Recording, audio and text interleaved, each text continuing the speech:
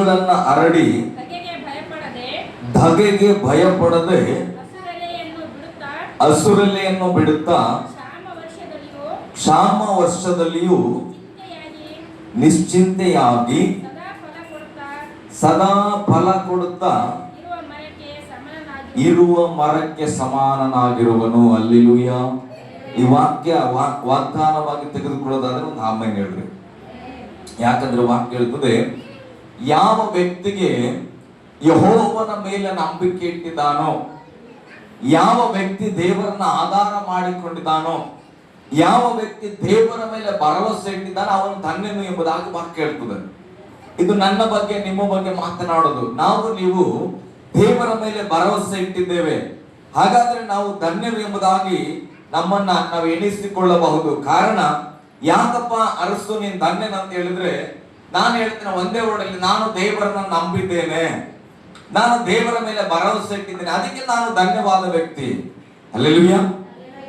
ಮರಿಯಳನ್ನ ನೋಡಿ ಜನರೆಲ್ಲರೂ ಹೇಳಿದ್ರು, ದೇವರಿಗೆ ಪಾತ್ರಲಾದವಳು, ಈಕೆಯು ಧನ್ಯಳು. ಕಾರಣ ಏನಂದ್ರೆ ಆಕೆ ದೇವರ ಮಾತಿಗೆ ವಿಧೇಯಳಾದಳು, ದೇವರ ಮಾತನ್ನ ನಂಬಿದಳು, ಪವಿತ್ರಾತ್ಮನಿಂದ ಒಂದು ಗಂಡು ಮಗುವನ್ನ ಎತ್ತಿ ದೇವರು ಹೇಳಿದ ಹಾಗೆ ಯೇಸು ಅಂತ ಹೆಸರಿಟ್ಟಳು. ಹಲ್ಲೆಲೂಯಾ. ಯಾವಾಗ ಆಕೆ ವಿಶ್ವಾಸ ಮಾಡಿದಳು, ಯಾವಾಗ ದೇವರಿಗೆ ವಿಧೇಯತೆಯಲ್ಲಿ ಬಂದಳು, ಬೈಬಲ್ ಹೇಳುತ್ತೆ ಆಕೆಯು ಧನ್ಯಳಾದಳು ಎಂಬುದಾಗಿ.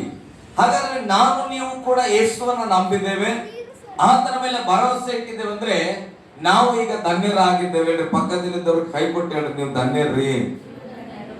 ನಿಜವಾಗಿ ಧನ್ಯರು. ನಮ್ಮ ಮನಸ್ಸಲ್ಲಿ ಇಲ್ಲದೆ ಹೋದ್ರು ಕೂಡ ನೀವು ಧನ್ಯರೇ. ಹಲ್ಲೆಲೂಯಾ. ಹೇಳುವಾಗ ಕೆಲಸ ನನಗೆ ಅನಿಸ್ಬೋದು, ಸ್ವಾತಿ ಅಮ್ಮ ಸುಮ್ಮನೆ ಏನಪ್ಪ ಅಷ್ಟು ಹೇಳಕತ್ತಾನ ಅಂತೇಳಿ ಸ್ವಾತಿ ನೀನ್ ಧನ್ಯಳು ಅಂತ ಹೇಳ್ಬೋದು. ಆದರೆ ಬೈಬಲ್ ಹೇಳ್ತದೆ, ನಿಜವಾಗಿಯೂ ನಂಬಿಕೆ ಉಳ್ಳವರು ನಾವು ಧನ್ಯರೇ ಆಗಿದ್ದೇವೆ. ಹಲ್ಲೆಲೂಯಾ. ಕೆಲವರು ಅನ್ಬೋದು, ಈತ ಏನ್ ಧನ್ಯ, ಈಗ ಏನು ಬಾಳ ಅಂತ. ಆದ್ರೆ ನಮಗೆ ಭರವಸೆ ಇರಬೇಕು, ನಾನು ದೇವರ ಮೇಲೆ ಭರವಸೆ ಇಟ್ಟಿದ್ದೇನೆ, ನಾನು ಧನ್ಯನು. ಹಲ್ಲೆಲೂಯಾ.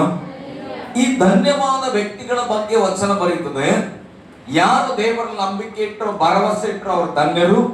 ಆ ವ್ಯಕ್ತಿಯ ಜೀವಿತ ಹೇಗಿರುತ್ತಂದ್ರೆ ನೀರಾವರಿಯಲ್ಲಿ ನೆಡಲ್ಪಟ್ಟ ಮರದ ಹಾಗೆ, ನೀರಾವರಿಯಲ್ಲಿ ನೆಡಲ್ಪಟ್ಟ ಸಸಿಯ ಹಾಗೆ, ನೀರಾವರಿಯಲ್ಲಿ ನೆಡಲ್ಪಟ್ಟಂತ ಗಿಡದ ಹಾಗೆ. ಹಲ್ಲೆಲೂಯಾ. ನೀವು ಗಮನಿಸೋದಾದ್ರೆ ನಮ್ಮ ಕಡೆ ಎಲ್ಲ ಮಂಡ್ಯದಲ್ಲಿ ಹೊಳೆ ಹರ್ಕೊಂಡು ಬರ್ತದೆ. ಹೊಳೆಯಲ್ಲಿ ನಾವು ಭತ್ತವನ್ನ ಬೆಳಿತೇವೆ. ಹೊಳೆ ನೀರಲ್ಲೇ ಗದ್ದದಲ್ಲಿ ನಾವೇನ್ ಮಾಡ್ತೇವೆ, ಕಬ್ಬನ್ನ ಬೆಳಿತೇವೆ. ಹಲ್ಲೆಲೂಯಾ. ಅಲ್ಲಿ ಯಾವುದೇ ಬೋರ್ ಇರುವುದಿಲ್ಲ, ಕಾವೇರಿ ನೀರು ಹರ್ಕೊಂಡು ಬರ್ತದೆ. ಅದನ್ನ ಹೊಲದಲ್ಲಿ ಆಯಿಸಿ ನಾವು ಏನ್ ಮಾಡ್ತೇವೆ, ಬೆಳೆಗಳನ್ನ ಬೆಳಿತೇವೆ. ಅಲ್ಲಿ ನನಗೆ ನೆನಪಿದೆ, ನಮಗಿರತಕ್ಕಂಥ ಹೊಲದ ಪಕ್ಕದಲ್ಲಿ ಕಾಲುವೆ ಇದೆ. ಆ ಕಾಲುವೆ ಪಕ್ಕದಲ್ಲಿ ಕೆಲವು ಮರಗಳಿದ್ದವು. ಮಾವಿನ ಮರ ಇದ್ದಿತ್ತು, ತೆಂಗಿನ ಗಿಡ ಇದ್ದಿತ್ತು, ಕೆಲವು ಮರಗಳಿದ್ದು.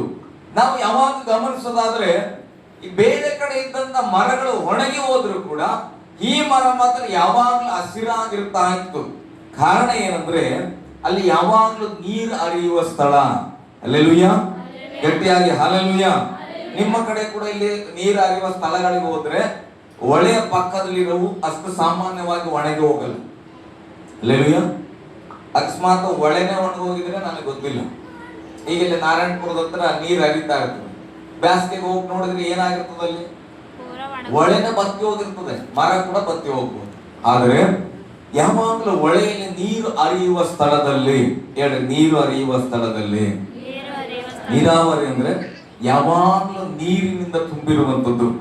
ಅನುಕೂಲತೆ ಯಾವಾಗ್ಲೂ, ಅನಾನುಕೂಲತೆಯಲ್ಲೂ ಕೂಡ ನೀರು ದೊರಕುವ ಸ್ಥಳವನ್ನ ನೀರಾವರಿ ಸ್ಥಳ ಅಂತ ಕರೀತೇವೆ.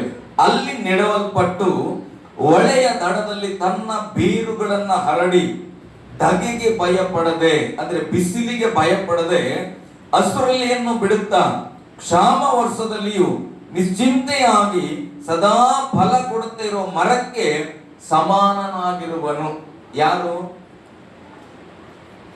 ಮರದ ಬಗ್ಗೆ ಹೇಳ್ತದ, ಮನುಷ್ಯನ ಬಗ್ಗೆ ಹೇಳ್ತದ? ದೇವರನ್ನ ನಂಬಿ ದೇವರ ಮೇಲೆ ಭರವಸೆ ಇಟ್ಟಂತ ವ್ಯಕ್ತಿ ಹೇಗಿರುತ್ತಾನೆ ಅಂತ ಈ ವಾಕ್ಯದ ಅರ್ಥ.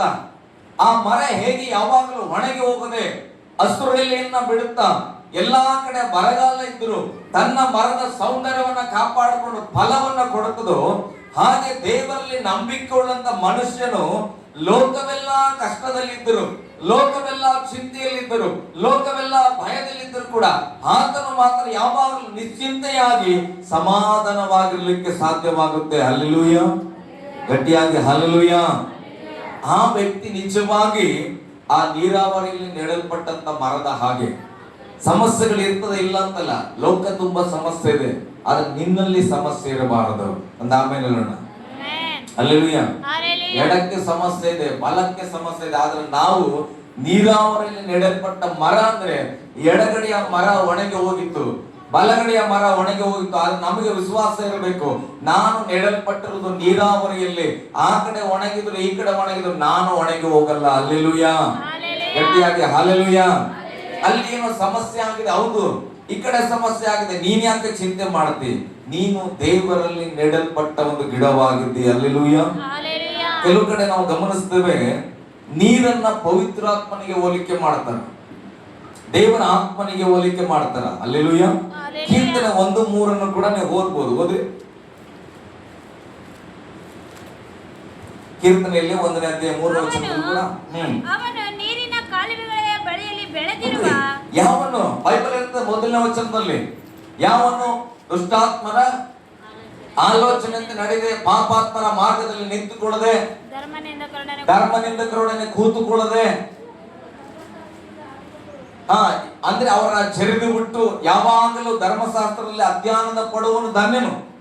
ಅಂದ್ರೆ ದುಷ್ಟರ ಆಲೋಚನೆ ನಮಗೆ ಬೇಕಾಗಿಲ್ಲ, ಅವರ ಮಾರ್ಗ ಬೇಕಾಗಿಲ್ಲ, ಅವರ ಸಂಗಡ ನಾನು ಕೂತ್ಕೊಂಡು ಮಾತಾಡಲ್ಲ, ಹರಟೆ ಹೊಡೆಯಲ್ಲ ಅಂತೇಳಿ ದುಷ್ಟರಿಂದ, ಪಾಪದಿಂದ, ಈ ಕೃತ್ಯಗಳಿಂದ ಬಿಡಿಸ್ಕೊಂಡಿರ್ತಾನೋ ಆ ವ್ಯಕ್ತಿ ನೀರಾವರಿಯಲ್ಲಿ ನೆಡಲ್ಪಟ್ಟ ಮರದ ಹಾಗೆ. ಹಲ್ಲೆಲೂಯಾ. ಕೇವಲ ನಂಬಿಕೆ ಇಟ್ಟ ತಕ್ಷಣ ಅಲ್ಲ, ಬೈಬಲ್ ಹೇಳ್ತದೆ ಪಾಪಾತ್ಮರ ಮಾರ್ಗವನ್ನ ಬಿಟ್ಟು ಬರಬೇಕು. ಹಲ್ಲೆಲೂಯಾ. ದುಷ್ಟಾತ್ಮನ ಆಲೋಚನೆಗಳನ್ನ ಬಿಟ್ಟು ಬರಬೇಕು. ವಾಕ್ಯವನ್ನ ಅಲ್ಲೆಗೆಳೆಯುವ ಜನಗಳ ಸಂಗಡ ಕೂತ್ಕೊಳ್ಳೋದನ್ನ ನಾವು ಬಿಡಬೇಕು. ಹಲ್ಲೆಲೂಯಾ, ಗಟ್ಟಿಯಾಗಿ ಹಲ್ಲೆಲೂಯಾ. ಆ ವ್ಯಕ್ತಿ ಬೈಬಲ್ ಹೇಳ್ತಾ ಅವನು ನೀರಿನ ಕಾಲುವೆ ಬಳಿಯಲ್ಲಿ ಬೆಳೆದಿರುವ ಮರದ ಹಾಗೆ ಇರುವನು. ಹಲ್ಲೆಲೂಯಾ. ಅಂತ ಮರವು ತಕ್ಕ ಕಾಲದಲ್ಲಿ ಫಲ ಕೊಡುತ್ತದಲ್ಲ, ಅದರ ಎಲೆ ಬಾಡುವುದೇ ಇಲ್ಲ, ಅದರಂತೆ ಅವನ ಕಾರ್ಯಗಳೆಲ್ಲವೂ ಸಫಲವಾಗ್ತದೆ. ಯಾವ ವ್ಯಕ್ತಿ ದೇವರ ಆತ್ಮನಿಂದ ನಡೆಸಿಕೊಂಡು, ದೇವರ ಆತ್ಮನಲ್ಲಿ ನೆಲೆಗೊಂಡು, ಆತನ ಎಡಕ್ಕೆ ಬಲಕ್ಕೆ ನೋಡದೆ ಯಾವಾಗಲೂ ದೇವರು ಕೊಟ್ಟ ದರ್ಶನದಲ್ಲಿ ಹೋಗ್ತಾ ಇರ್ತಾನೋ ಅವನು ಮಾಡುವ ಎಲ್ಲಾ ಕಾರ್ಯಗಳಲ್ಲೂ ಜಯ ಸಿಗುತ್ತಂತ. ಒಂದು ಆಮೇಲೆ ಹೇಳೋಣ. ಹಲ್ಲೆಲೂಯಾ, ಗಟ್ಟಿಯಾಗಿ ಹಲ್ಲೆಲೂಯಾ. ಈ ಫಲ ಅಂತ ನೋಡುವಾಗ ಹಣದ ಬಗ್ಗೆ ನಾನು ಮಾತಾಡ್ಲಿಲ್ಲ, ಮಕ್ಕಳ ಬಗ್ಗೆ ನಾನು ಮಾತನಾಡಲಿಲ್ಲ. ಯಾಕಂದ್ರೆ ವಾಕ್ಯ ಹೇಳ್ತದೆ ಫಲ ಅಂದ್ರೆ ಹಣಭರಿತರಾಗಿ ಜೀವಿಸೋದಲ್ಲ, ಅಥವಾ ಮಕ್ಕಳ ಭರಿತರಾಗಿ ಜೀವಿಸೋದಲ್ಲ, ಕುಟುಂಬದಲ್ಲಿ ಪ್ರಾಣಿ ಪಕ್ಷಿಗಳ ಅಭಿವೃದ್ಧಿ ಆಗುವುದರ ಬಗ್ಗೆ ಅಲ್ಲ. ಅದು ಒಂದು ಕಡೆ ನಾವು ಲೌಕಿಕವಾಗಿ ಶಾರೀರಿಕವಾದ ಕಣ್ಣಲ್ಲಿ ನೋಡೋದಾದ್ರೆ ಫಲ ಅಂದ್ರೆ ಅದೇ, ನಮ್ಗೆ ಅಭಿವೃದ್ಧಿ ಆಗ್ಬೇಕು. ಆದ್ರೆ ಆತ್ಮೀಯ ಕಣ್ಣುಗಳಲ್ಲಿ ನೋಡುವಾಗ ಯಾವ ವ್ಯಕ್ತಿ ಆತ್ಮನಲ್ಲಿ ನೆಲೆಗೊಂಡು, ಆತ್ಮನ ಪೋಷಣೆಯನ್ನು ಹೊಂದಿಕೊಂಡು, ಆತ್ಮೀಯವಾಗಿ ಬಲಗೊಂಡು, ಆತ್ಮೀಯತೆಯಲ್ಲಿ ಬೆಳೆದು ದೇವರಿಗಾಗಿ ಜೀವಿಸುತ್ತಾನೋ ಅದೇ ನಿಜವಾದ ಫಲ. ಹಲ್ಲೆಲೂಯಾ, ಗಟ್ಟಿಯಾಗಿ ಹಲ್ಲೆಲೂಯಾ. ನಾನು ಕೇಳ್ತೇನೆ, ನಮ್ಮನ್ನ ನಾವು ಒಂದು ಬೀಜವಾಗಿ ಯೋಚನೆ ಮಾಡೋದಾದ್ರೆ ನಾವೀಗ ಒಂದು ಕಡೆ ನೆಡಲ್ಪಟ್ಟಿದ್ದೇವೆ, ಬೆಳೆದಿದ್ದೇವೆ, ಸ್ತೋತ್ರ. ಆದ್ರೆ ಆತ್ಮನ ಬೀಜದಿಂದ ನಾವು ಹುಟ್ಟಿದವರು, ವಾಕ್ಯದ ಬೀಜದಿಂದ ಹುಟ್ಟಿದವರು, ಬೆಳೆದಿದ್ದೇವೆ. ಹಾಗಾದ್ರೆ ಈಗ ಆತ್ಮೀಯತೆಯಲ್ಲಿ ನಾವು ಎಷ್ಟು ಬೆಳೆದಿದ್ದೇವೆ? ಹಲ್ಲೆಲೂಯಾ. ವಿಶ್ವಾಸದಲ್ಲಿ ಎಷ್ಟು ಬೆಳೆದಿದ್ದೇವೆ? ಪವಿತ್ರತೆಯಲ್ಲಿ ಎಷ್ಟು ಬೆಳೆದಿದ್ದೇವೆ?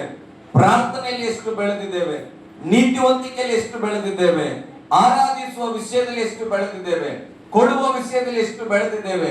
ಸಹಾಯ ಮಾಡುವ ವಿಷಯದಲ್ಲಿ ಎಷ್ಟು ಬೆಳೆದಿದ್ದೇವೆ? ಒಬ್ಬರನ್ನ ಶ್ರಮಿಸುವಂತ ವಿಷಯದಲ್ಲಿ ಎಷ್ಟು ನಾವು ಬೆಳೆದಿದ್ದೇವೋ ಅದರ ಮೇಲೆ ಅರ್ಥ ಆಗ್ತದೆ ನಾವು ನೀರಿನ ಬಳಿಯಲ್ಲಿ ನೆಡಲ್ಪಟ್ಟ ಮರವೋ ಅಥವಾ ಸಾಮಾನ್ಯವಾದ ಭೂಮಿಯಲ್ಲಿ ನೆಡಲ್ಪಟ್ಟ ಮರವೋ ಎಂಬುದಾಗಿ. ಹಲ್ಲೆಲೂಯಾ, ಗಟ್ಟಿಯಾಗಿ ಹಲ್ಲೆಲೂಯಾ. ನೀರಿನ ಬಳಿಯಲ್ಲಿ ನೆಡಲ್ಪಟ್ಟ ಮರ ಬೇಸಿಗೆಯಲ್ಲಿ ಏನಾಗಲ್ಲ, ಒಣಗಿ ಹೋಗಲ್ಲ. ಗಟ್ಟಿಯಾಗಿ ಹೇಳ್ರಿ, ಏನಾಗಲ್ಲ. ಹಲ್ಲೆಲೂಯಾ. ಅದೇ ಬೇರೆ ಭೂಮಿಯಲ್ಲಿ ಇದ್ರೆ ಅದು ಬಿಸಿಲು ಬಂದ ತಕ್ಷಣ ಒಣಗೋಗ್ತದೆ. ಹಾಗಾದ್ರೆ ನಮ್ಮಲ್ಲೂ ಕೂಡ ನಾವು ದೇವರ ಆತ್ಮನಲ್ಲಿ ನೆಡವಲ್ಪಟ್ಟವರು ಆಗಿದ್ರೆ ಒಣಗಿ ಹೋಗಬಾರದು. ಹೇಳಿ, ಒಣಗಿ ಹೋಗಬಾರದು. ಹಲ್ಲೆಲೂಯಾ. ಪಾಸ್ಟ್ರೆ ಒಂದು 6 ತಿಂಗಳು ದಪ್ಪಕ್ಕಿರ್ತಾನೆ, ಒಂದು 6 ತಿಂಗಳು ಸಣ್ಣಕ್ಕಾಗ್ತಾನೆ, ಅದ್ರ ಬಗ್ಗೆ ಹೇಳ್ತಿಲ್ಲ, ಚಿಂತೆ ಮಾಡಬೇಡ್ರಿ. ಹಲ್ಲೆಲೂಯಾ. ಅಯ್ಯೋ ಒಣಗೋಗ್ಬಾರ್ದು ಅಂತ ಹೇಳಿದ್ರಲ್ಲ ಪಾಸ್ಟ್ರೆ ಯಾವಾಗ ಒಣಗೋಗಿರ್ತಾರೆ, ಅದ್ರ ಬಗ್ಗೆ ಚಿಂತೆ ಮಾಡಬೇಡ್ರಿ. ನಾನು ಹೇಳೋದು ಆತ್ಮಿಕತೆ ಬಗ್ಗೆ, ಶಾರೀರಿಕ ಹಂಗೆಲ್ಲ ಒಣಗೋಗ್ಬಾರ್ದು ಅಂದ್ರೆ ಪಾಸ್ಟ್ರು ಒಣಗೋಗ್ಬಿಟ್ರಲ್ಲಪ್ಪ. ಹಲ್ಲೆಲೂಯಾ. ಆತ್ಮೀಯತೆ, ನೀರಾವರಿಯ ಬಳಿಯಲ್ಲಿ ನೆಡಲ್ಪಟ್ಟಂತ ಮರ ಬೇಸಿಗೆಯಲ್ಲೂ ಕೂಡ ಒಣಗದೆ ಅದು ಹಸಿರಾಗಿರುತ್ತಂತ. ನೀನು ಈಗ ಆತ್ಮೀಯತೆಯಲ್ಲಿ ಬೆಳೆದಿ, ದೇವರ ಆತ್ಮನಲ್ಲಿ ನೆಲೆಗೊಂಡಿದ್ದಿ, ನೀನು ನೀರಾವರಿಯಲ್ಲಿ ನೆಡಲ್ಪಟ್ಟಂತ ಮರ. ಹಾಗಾದ್ರೆ ಈಗ 2 ಕುಟುಂಬ, ಇಬ್ಬರು ಯಾರಾದ್ರೂ ಸಾಲು ನಿಲ್ಲುವ ಸ್ವಲ್ಪ ಬೇಗ ಮುಗಿಸ್ತೇನೆ, ಚಿಂತೆ ಮಾಡಬೇಡಿ. ಅದಕ್ಕೆ ಕೊಳಕ್ಕೆ ಹೋಗ್ಬೇಡಂದು ಇಲ್ಲೇ ಇರ್ಬೇಕು. ಹಲ್ಲೆಲೂಯಾ. ಈಗ ಇದು ಚಂದದ ಉದಾಹರಣೆ, ನೀರಾವರಿಯಲ್ಲಿ ಬೆಳೆಯಲ್ಪಟ್ಟಂತ ಮರ ಅಂತ ಇಟ್ಕೊಂಡು ನಮ್ಮ ಸಾಲನ್ನು ಮಾಮೂಲಿ ಒಣಗಿದ ಸ್ಥಳದಲ್ಲಿ ಆ ಭೂಮಿಯಲ್ಲಿ ಹಾಕಿದವನು. ಇವರಿಬ್ಬರು ಒಂದೊಂದು ಮರಗಳು. ಈತ ಒಬ್ಬ ಆತ್ಮೀಯ ಮನುಷ್ಯ, ದೇವರ ವಾಕ್ಯದಲ್ಲಿ ನೆಲೆಗೊಂಡನ, ಪ್ರಾರ್ಥನೆ ಗೊತ್ತು, ಆರಾಧನೆ ಗೊತ್ತು, ವಾಕ್ಯದ ಮಹಿಮೆ ಗೊತ್ತು, ಪರಲೋಕ ಅಂದ್ರೆ ಗೊತ್ತು, ರಕ್ಷಣೆ ಅಂದ್ರೆ ಗೊತ್ತು, ಇದೆಲ್ಲ ಇವನಿಗೆ ಗೊತ್ತು. ಈತನ ಒಬ್ಬ ಮನುಷ್ಯ, ಆತ್ಮೀಯ ಮನುಷ್ಯ. ಈಗ ಈತನು ಪ್ರಾಪಂಚಿಕ ಮನುಷ್ಯ. ಈತನು ನೀರಿನ ಬಳಿಯಲ್ಲಿ ನೆಡಲ್ಪಟ್ಟ ಮರ ಅಲ್ಲ. ಇವನು ದೇವರ ಆತ್ಮನಲ್ಲಿ ನೆಲೆಗೊಂಡಿಲ್ಲ, ಯೇಸುವಿನ ಬಗ್ಗೆ ಗೊತ್ತಿಲ್ಲ, ಪವಿತ್ರಾತ್ಮನ ಬಗ್ಗೆ ಗೊತ್ತಿಲ್ಲ, ವಾಕ್ಯದ ಅರಿವಿಲ್ಲ. ಈತನ ಲೋಕದಲ್ಲಿ ಜೀವಿಸ್ತಾನೆ. ಹಲ್ಲೆಲೂಯಾ. ಒಂದು ಸಾಮಾನ್ಯವಾದ ಮರ, ಒಂದು ನೀರಿನ ಬಳಿಯಲ್ಲಿದ್ದ ಮರ. ಒಂದು ಆತ್ಮೀಯ ಮನುಷ್ಯನು, ಒಬ್ಬ ಸಾಮಾನ್ಯ ಮನುಷ್ಯನು. ಹಲ್ಲೆಲೂಯಾ. ಗಟ್ಟಿಯಾಗಿ ಹಲ್ಲೆಲೂಯಾ. ಈಗ ಈತನ ಜೀವಿತದಲ್ಲಿ ಒಂದು ದೊಡ್ಡ ಆಘಾತ ಆಗ್ಬಿಡುತ್ತೆ. ಇವನ್ ಬಿಸಿನೆಸ್ ಎಲ್ಲ ಲಾಸ್ ಆಗ್ಬಿಡುತ್ತೆ ಅಂತ ಇಟ್ಕೊಂಡು, ಇವನ ಜೀವಿತದಲ್ಲೂ ಕೂಡ ಇವನ್ ಬಿಸಿನೆಸ್ ಎಲ್ಲ ಲಾಸ್ ಆಗ್ಬಿಡುತ್ತೆ. ಈತ ಏನ್ ಮಾಡ್ತಾನ, ಈತನ ಬಿಸಿನೆಸ್ ಎಲ್ಲ ಲಾಸ್ ಆಗಿದ್ದಕ್ಕೆ ಒಂದ್ಸರಿ ಕೂತ್ಕೊಂಡು ಯೋಚನೆ ಮಾಡ್ತಾನೆ, ಅಯ್ಯೋ ನಾನು ಬಹಳ ಕಷ್ಟಪಟ್ಟಿದ್ನಲ್ಲ, ಶ್ರಮ ಪಟ್ಟು ದೊಡ್ಡ ಬಿಲ್ಡಿಂಗ್ ಕಟ್ಟು ಬಿಸಿನೆಸ್ ಮಾಡ್ತಾ ಇದ್ದೆ, ಎಲ್ಲ ಹೋಗ್ಬಿಡ್ತು ಅಂತೇಳಿ ಬೇಸರ ಮಾಡ್ಕೊಂಡು ಈತನ ಏನ್ ಮಾಡ್ತಾನ, ಈ ಜೀವಿತ ಬೇಕಾಗಿಲ್ಲ ಅಂತೇಳಿ ಹೋಗಿ ಬಾರಲ್ಲಿ ಕೂತ್ಕೊಂಡು ಗಂಟೆ ಪಟ್ಲೆ ಕುಡಿತಾನ. ಹಲ್ಲೆಲೂಯಾ. ಗಟ್ಟಿಯಾಗಿ ಹಲ್ಲೆಲೂಯಾ. ಈತನಿಗೆ ವಾಕ್ಯ ಗೊತ್ತಿಲ್ಲ. ಈತನು ಸಾಮಾನ್ಯವಾದ ಭೂಮಿಯಲ್ಲಿ ಬೆಳೆದ ಮರದ ಹಾಗೆ ಈತನ ಜೀವಿತ ಒಣಗಿ ಹೋಯಿತು. ಕಾರಣ ಈತನ ನೀರಿನ ಬಳಿ ಇಲ್ಲಪ್ಪ, ಈತನಿಗೆ ವಾಕ್ಯ ಗೊತ್ತಿಲ್ಲ, ಆತ್ಮನ ಬಲ ಇಲ್ಲ, ದೇವರ ಒಂದು ಅಭಿಷೇಕ ಇಲ್ಲ. ಈತನ ಸೋತಾಗ ಈತನ ಆಯ್ಕೆ ಮಾಡಿಕೊಂಡಿದ್ದು ಮರಣದ ಮಾರ್ಗವನ್ನ, ಪಾಪದ ಮಾರ್ಗವನ್ನ. ಹಾಗೆ ಇದು ನೀರಿನ ಬಳಿಯಲ್ಲಿ ನೆಡಲ್ಪಟ್ಟ ಮರದ ಹಾಗೆ ಅಂದ್ರೆ ಒಬ್ಬ ಆತ್ಮೀಯ ಮನುಷ್ಯನು, ವಾಕ್ಯ ಗೊತ್ತಿದೆ, ಪ್ರಾರ್ಥನೆ ಗೊತ್ತಿದೆ, ದೇವ್ರು ಎಂತವನಂತ ಗೊತ್ತು, ದೇವ್ರು ಏನೆಲ್ಲ ಮಾಡ್ಲಿಕ್ಕೆ ಬಲ್ಲವನು ಅಂತ ಗೊತ್ತು. ಈತನ ಜೀವಿತದಲ್ಲಿ ಬಿಸ್ನೆಸ್ ಲಾಸ್ ಆಯ್ತು. ಈತನು ಕೂಡ ಇವನ ಹಾಗೆ ಹೋಗಿ ಬಾರಲ್ಲಿ ಕೂತ್ಕೊಂಡು ಕುಡಿಯೋದಾದ್ರೆ ಹೀಗೆ ಹೇಳ್ರಿ, ಈತನ ನೀರಿನ ಬಳಿಯಲ್ಲಿ ಬೆಳೆಯಲ್ಪಟ್ಟ ಮರದ ಹಾಗೇನ. ಬೇಸಿಗೆ ಬಂತು, ಆ ಮರ ಕೂಡ ಒಣಗೋಗಿದೆ, ಈ ಮರ ಕೂಡ ಒಣಗೋಗಿದೆ. ಹಾಗಾದ್ರೆ ಈ ಮರವನ್ನ ಹೇಗೆ ನಾವು ಕನ್ಸಿಡರ್ ಮಾಡೋದು, ಇದು ನೀರಿನ ಬಳಿಯಲ್ಲಿ ಬೆಳೆದಿದೆ ಅಂತ? ಹಲ್ಲೆಲೂಯಾ. ನೀರಿನ ಹೊಳೆ ಬಳಿಯಲ್ಲೇ ಬೆಳೆದಿದೆ, ಆದ್ರೆ ಹೊಳೆಯಲ್ಲಿ ನಾರಾಯಣಪುರದ ಹೊಳೆಯ ಹಾಗೆ ಹೊಳೆನೇ ಬಂದು ಹೋಗಿದೆ. ಹಲ್ಲೆಲೂಯಾ. ಗಟ್ಟಿಯಾಗಿ ಹಲ್ಲೆಲೂಯಾ. ಅದೇ ಹೊಳೆಯಲ್ಲಿ ನೀರು ಹರಿತಾ ಇದ್ರೆ ಬೇಸಿಗೆಯಲ್ಲೂ ಕೂಡ ಮರ ಹಸುರಾಗಿರ್ತದೆ. ಕಾರಣ ಬೇಸಿಗೆಯ ಪ್ರಭಾವ ಅಲ್ಲ, ಅದರ ಬೇರಿನ ಕೆಳಗೆ ಹರಿಯುವ ನೀರಿನ ಪ್ರಭಾವ. ಬೇಸಿಗೆಯನ್ನ ಲೆಕ್ಕ ಮಾಡದೆ, ದಗದಗಿಗೆ ಭಯ ಪಡದೆ ಅದು ಏನ್ ಮಾಡ್ತದೆ, ಹಸಿರಾಗಿ ನಿಂತುಕೊಂಡಿರ್ತದೆ. ಹಾಗೆ ಆತ್ಮೀಯ ಮನುಷ್ಯನಾಗಿ ಈತ ನಿಜವಾಗಿ ಪ್ರಾರ್ಥನೆ ಜೀವಿತ, ಒಂದು ಆತ್ಮನ ಬಲ ಒಳಗಿರುವುದಾದ್ರೆ ಈತನ ಬಿಸಿನೆಸ್ ಎಲ್ಲ ಲಾಸ್ ಆಗಿ ಹೋಗಿ ಎಲ್ಲಾರು ಚೀ ಅಂದ್ರೂ ಕೂಡ ಈತನ ಒಳಗೆ ಹರಿಯುವ ಪವಿತ್ರಾತ್ಮನ ಬಲ ಏನಂತ ಹೇಳ್ತದೆ ಗೊತ್ತಾ? ಅದು ಮಾತನಾಡ್ತದೆ, ಪ್ರಜ್ವಲ್ ನೀನು ಸೋತು ಹೋಗಿರಬಹುದು, ಆದ್ರೆ ಸತ್ತಿಲ್ಲ ಮಗನ, ಒಂದು ದಿನ ನಿನ್ನನ್ನ ನಾನು ಕೈ ಹಿಡಿದು ಎಬ್ಬಿಸುತ್ತೇನೆ. ಹಲ್ಲೆಲೂಯಾ. ಇವತ್ತು ಒಣಗಿದ ಹಾಗೆ ಕಾಣಬಹುದು, ನಿನ್ನೊಳಗಿರುವ ಪವಿತ್ರಾತ್ಮನು ನಿನ್ನನ್ನು ಹಸಿರಾಗಿ ಮಾಡುತ್ತಾನೆ. ಈ ಮಾತು ಒಳಗಿಂದ ನುಡಿತಾ ಇದ್ರೆ ಈತನ ಹೇಳ್ತಾನೆ, ಆತನ ಗೊತ್ತಿಲ್ಲದೆ ಕುಡಿತಾ ಇದ್ದಾನೆ, ನನಗೆ ಗೊತ್ತುಂಟು ನನ್ನೊಳಗಿರುವ ದೇವರ ಆತ್ಮ ನನ್ನ ನಡೆಸುವಾಗನೆಂಬುದಾಗಿ. ಆ ಸೋಲಲ್ಲೂ ಕೂಡ ಧೈರ್ಯವಾಗಿ ಇರ್ತಾನಲ್ಲ, ಅವಾಗ ಗೊತ್ತಾಗ್ತದೆ ಈತನನ್ನ ನೋಡಿ, ಈತ ನೀರಿನ ಬಳಿಯಲ್ಲಿ ಬೆಳೆದ ಮರವ ಹಾಕಿದ್ದಾನೆ. ಹಲ್ಲೆಲೂಯಾ. ಹೋಗಿ ಹಲ್ಲೆಲೂಯಾ. ನಾವು ಬರೀ ವಾಕ್ಯ ಕೇಳಿದ್ರಲ್ಲ, ಓದಿದ್ರಲ್ಲ, ನಾನು ನಿಜವಾಗಿ ನೆಡಲ್ಪಟ್ಟವನಾಗಿದ್ರೆ ನನ್ನ ಜೀವಿತದಲ್ಲಿ 1000 ಸಮಸ್ಯೆಗಳು ಬರಬಹುದು. ಆ ಸಮಸ್ಯೆಗೆ ನಾನು ಅಳ್ತಾ ಕೂತ್ಕೊಳ್ಳಲ್ಲ. ಕಾರಣ ಏನ್ ಗೊತ್ತಾ? ನಾನು ಸಮಸ್ಯೆಯನ್ನ ನೋಡ್ತಾ ಇಲ್ಲ, ನನ್ನೊಳಗಿರುವ ದೇವರ ಆತ್ಮನನ್ನು ನಾನು ನೋಡ್ತಾ ಇದ್ದೇನೆ. ಹಲ್ಲೆಲೂಯಾ.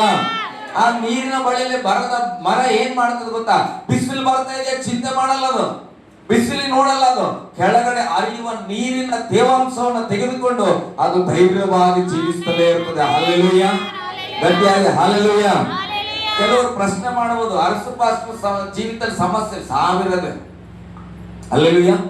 ನಾನು ಎದುರಿಸಷ್ಟು ನಮ್ಮ ಸಭೆಯಲ್ಲಿ ಬೇರೆ ಯಾರು ಎದುರಿಸಲ್ಲ ಅಂತ ಅನಿಸ್ತದ. ದೇವರ ಸ್ತೋತ್ರ. ಹಲ್ಲೆಲೂಯಾ. ಆ ಪರಿಸ್ಥಿತಿಗಳೆಲ್ಲ ಆದ್ರೂ ಕೂಡ ನಾನು ಸಾಮಾನ್ಯವಾಗಿರ್ತೇನೆ. ಒಂದು 5 ನಿಮಿಷ ಬರ್ಬೋದು ಯೋಚನೆ, ಅವಾಗ ಟಪ್ ಅಂತ ನಾನು ಚೇರಪ್ಪ ಆಗ್ತೇನೆ. ಕಾರಣ ಏನು ಗೊತ್ತಾ? ಒಳಗೆ ವಾಕ್ಯ ಇದೆ ಪ್ರೇರೆ. ಹಲ್ಲೆಲೂಯಾ. ವಾಕ್ಯ ಹೇಳ್ತಾ, ಮಗನೇ ಕಷ್ಟದಲ್ಲಿ ಸೋತು ಹೋಗಬೇಡ, ನೀತಿವಂತನಿಗೆ ಬರುವ ಅನೇಕ ಕಷ್ಟಗಳಿಂದ ಯೆಹೋವನು ಬಿಡಿಸುವವನಾಗಿದ್ದಾನೆ. ಹಲ್ಲೆಲೂಯಾ. ಗಟ್ಟಿಯಾಗಿ ಹಲ್ಲೆಲೂಯಾ. ನೀನ್ ಎಲ್ಲೋ ಒಣಗೋಗಿದ್ ಮರ ನೋಡಕ್ ಹೋಗ್ಬೇಡ, ಬಿಸಿಲು ನೋಡಕ್ ಹೋಗ್ಬೇಡ, ನಿನ್ನ ಕೆಳಗರಿಯುವ ನೀರಿನ ಬಗ್ಗೆ ನೀನು ಚಿಂತೆ ಮಾಡು. ಹಾಗೆ ಲೋಕದಲ್ಲಿ ಬರುವ ಬರಗಾಲ, ಲೋಕದಲ್ಲಿ ಬರುವ ಆಪಾದನೆ ಮಾತುಗಳು, ಲೋಕದಲ್ಲಿ ಬರತಕ್ಕಂತ ಎಲ್ಲ ಅಪರಾಧದ ಮಾತುಗಳಿಗೆ ಕಿವಿಗೊಡಬೇಡ. ನಿನ್ನೊಳಗಿರುವ ಪವಿತ್ರಾತ್ಮ ಹೇಳ್ತಾ ಇದ್ದಾನೆ, ತಾಯಿಯ ಗರ್ಭದಲ್ಲಿ ನಿನ್ನನ್ನು ಆರಿಸಿಕೊಂಡಿದ್ದೇನೆ, ನಿನ್ನನ್ನ ಉನ್ನತ ಸ್ಥಾನಕ್ಕೆ ತರುವುದಕ್ಕಾಗಿ. ಹಲ್ಲೆಲೂಯಾ. ಇದು ದೇವರ ಚಿತ್ತ. ಇದು ನನ್ನ ಬಗ್ಗೆ. ನನ್ನ ಒಳಗಿರುವ ಆತ್ಮನ ಮಾತನ್ನ ಬಿಟ್ಟು ಬಿಸಿಲಿನ ಮಾತು ಕೇಳಬಾರದು. ಹಲ್ಲೆಲೂಯಾ. ಗಟ್ಟಿಯಾಗಿ ಹಲ್ಲೆಲೂಯಾ. ಬಿಸಿಲು ಸುಡುತ್ತದೆ. ಮೈಸೂರಲ್ಲಿ ಹೋಗಿದ್ವಿ, 10 ದಿನ ಫ್ಯಾನ್ ಬೇಡ ನಮ್ಮ ಮನೆಯಲ್ಲಿ, ಬೆಡ್ಶೀಟ್ ಹೊಸ್ಕೊಂಡು ಹಾಕೊಂಡ್ವಿ. ಹಂಗೆ ತಂಪಾಗಿತ್ತು, ಅಲ್ಲೇ ಇರ್ಬೋದಿತ್ತು. ಯಾಕೆ ಬಂದ್ವಿ? ಹಲ್ಲೆಲೂಯಾ. ಅಲ್ಲೇ ತಣ್ಣಗೆ ಇನ್ನೊಂದು 15 ದಿನ ಇದ್ರೆ ಯಾರಾದ್ರೂ ಹೊಡಿತಿದ್ರ ನಮ್ಗೆ? ಇಲ್ಲ. ಆದ್ರೆ ಯಾಕೆ ಬಂದ್ವಿ ಹೇಳಿ? ಹಲ್ಲೆಲೂಯಾ.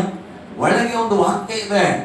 ತಾಯಿಯ ಗರ್ಭದಲ್ಲಿ ದೇವರು ನನ್ನನ್ನು ಆರಿಸಿಕೊಂಡಿದ್ದು ಬರೀ ತಾಯಿಯ ಮಡಿಲಲ್ಲಿ ಇರ್ಲಿಕ್ಕಾಗಿ ಅಲ್ಲ, ಲೋಕದ ಕಟ್ಟ ಕಡೆಯವರೆಗೆ ಸುವಾರ್ತೆ ಸಾರಲಿಕ್ಕೆ ಆರಿಸಿಕೊಂಡನ. ಹಲ್ಲೆಲೂಯಾ. ನನ್ನ ತಾಯಿಯ ಹಾಗೆ 1000 ತಾಯಿಯಂದ್ರು ರಕ್ಷಣೆ ಹೊಂದಬೇಕು. ಅದಕ್ಕಾಗಿ ದೇವರು ನನ್ನ ಆರಿಸಿಕೊಂಡಿರುವಾಗ, ಈಗ ನಮ್ಮ ಅಮ್ಮ ನೀರಿನಲ್ಲಿ ಆತ್ಮದಲ್ಲಿ ರಕ್ಷಣೆ ಹೊಂದ್ಕೊಂಡ್ಬಿಟ್ಟಾಳ ನಮ್ಮ ತಾಯಿ. ದೇವರ ಸ್ತೋತ್ರ. ನಮ್ಮ ಅಪ್ಪ ರಕ್ಷಣೆ ತೆಗೆದುಕೊಂಡ್ರು, ಅವ್ರ ಬಗ್ಗೆ ನಮಗೆ ಚಿಂತೆ ಇಲ್ಲ, ಅವ್ರು ಹೇಗೋ ದೇವರ ಸನ್ನಿಧಿಯಲ್ಲಿ ಇದ್ದಾರೆ. ಹಾಗಾದ್ರೆ ನನ್ನ ಮೇಲಿರುವ ಭಾರ ಏನು ಗೊತ್ತಾ? ಲೋಕದ ಕಟ್ಟ ಕಡೆಯವರೆಗೆ ಹೋಗಿ ಸುವಾರ್ತೆಯನ್ನು ಸಾರು ಎಂಬುದಾಗಿ. ಹಲ್ಲೆಲೂಯಾ. ಗಟ್ಟಿಯಾಗಿ ಹಲ್ಲೆಲೂಯಾ. ಅಯ್ಯೋ ಬಿಡಪ್ಪ, ಅಲ್ಲಿ ಸಮಸ್ಯೆ, ಅಲ್ಲಿ ಬಿಸಿಲು, ಅಲ್ಲಿ ಕಷ್ಟ, ಅಲ್ಲಿ ಸಾಲ, ಇದೆಲ್ಲ ಎಣಿಸ್ಬೇಡ್ರಿ. ಹೇಳ್ರಿ, ಅದೆಲ್ಲ ಎಣಿಸ್ಬೇಡ್ರಿ. ಅದು ಎಲ್ಲರಿಗಿದೆ. ಹಲ್ಲೆಲೂಯಾ. ಅದು ಎಲ್ಲರಿಗಿದೆ. ಆ ಕಡೆ ಮರಕ್ಕೂ ಬಿಸಿಲು ಬರ್ತದೆ, ಈ ಕಡೆ ಮರಕ್ಕೂ ಬಿಸಿಲು ಬರ್ತದೆ. ಆದ್ರೆ ಒಂದು ವಿಶೇಷ ಸಂಗತಿ ಅಂದ್ರೆ, ಆ ಮರದ ಕೆಳಗೆ ನೀರು ಹರಿದುಕೊಂಡು ಬರೋದಿಲ್ಲ, ಆದ್ರೆ ಈ ಮರದ ಕೆಳಗೆ ನೀರು ಹರಿದು ಬರುವಂತದ್ದಾಗಿದೆ. ಹಲ್ಲೆಲೂಯಾ. ಗಟ್ಟಿಯಾಗಿ ಹಲ್ಲೆಲೂಯಾ. ಆ ರೀತಿಯ ಜೀವನಕ್ಕೆ ನಾವು ಬರಬೇಕು. ಯಾವಾಗಲೂ ಅಧಿಕ ವಚನ ಹೇಳ್ತದೆ, ನೀರನ್ನ ಪವಿತ್ರಾತ್ಮನಿಗೆ ಹೋಲಿಕೆ ಮಾಡುವಂತದ್ದಾಗಿದೆ. ಹಲ್ಲೆಲೂಯಾ. ಇನ್ನೊಂದು ವಚನವನ್ನು ಓದೋಣ. ಯೆಶಾಯನ ಗ್ರಂಥ 60ನೇ ಅಧ್ಯಾಯ 21ನೇ ವಚನ 22.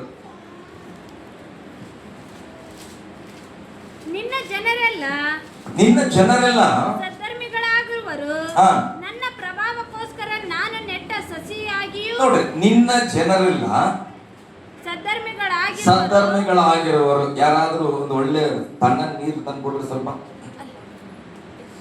ನಿನ್ನ ಜನರೆಲ್ಲ ಸದ್ಧರ್ಮಿಗಳಾಗಿರುವರು. ಆಮೇಲೆ ನನ್ನ ಪ್ರಭಾವಕ್ಕೋಸ್ಕರ ನಾನು ನೆಟ್ಟ ಸಸಿಯಾಗಿಯೂ ನನ್ನ ಕೈ ಸೃಷ್ಟಿಸಿದ ಪ್ರಜೆಯಾಗಿಯೂ.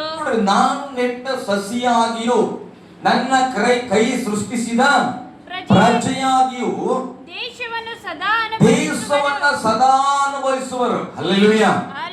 ವಾಕ್ಯಗಳನ್ನೆಲ್ಲ ಹಂಗೆ ಬಿಟ್ಕೊಡ್ಬಾರ್ದು. ಸಾಮಾನ್ಯವಾಗಿ ಗಪ್ ಅಂತ ಹಿಡ್ಕೊಳ್ಬೇಕು. ಒಂದು ಆಮೇಲೆ ಗಟ್ಟಿಯಾಗಿ ಇನ್ನೊಂದ್ಸಾರಿ ಓದೋಣ ವಚನವನ್ನ. ಓದಿ. ನಿನ್ನ ಜನರೆಲ್ಲ ಸದ್ಧರ್ಮಿಗಳಾಗಿರುವರು, ನನ್ನ ಪ್ರಭಾವಕ್ಕೋಸ್ಕರ ನಾನು ನೆಟ್ಟ ಸಸಿಯಾಗಿಯೂ ನನ್ನ ಕೈ ಸೃಷ್ಟಿಸಿದ ಪ್ರಜೆಯಾಗಿಯೂ ದೇಶವನ್ನು ಸದಾ ಅನುಭವಿಸುವುದು. ಆಮೇಲೆ ಹಲ್ಲೆಲೂಯಾ.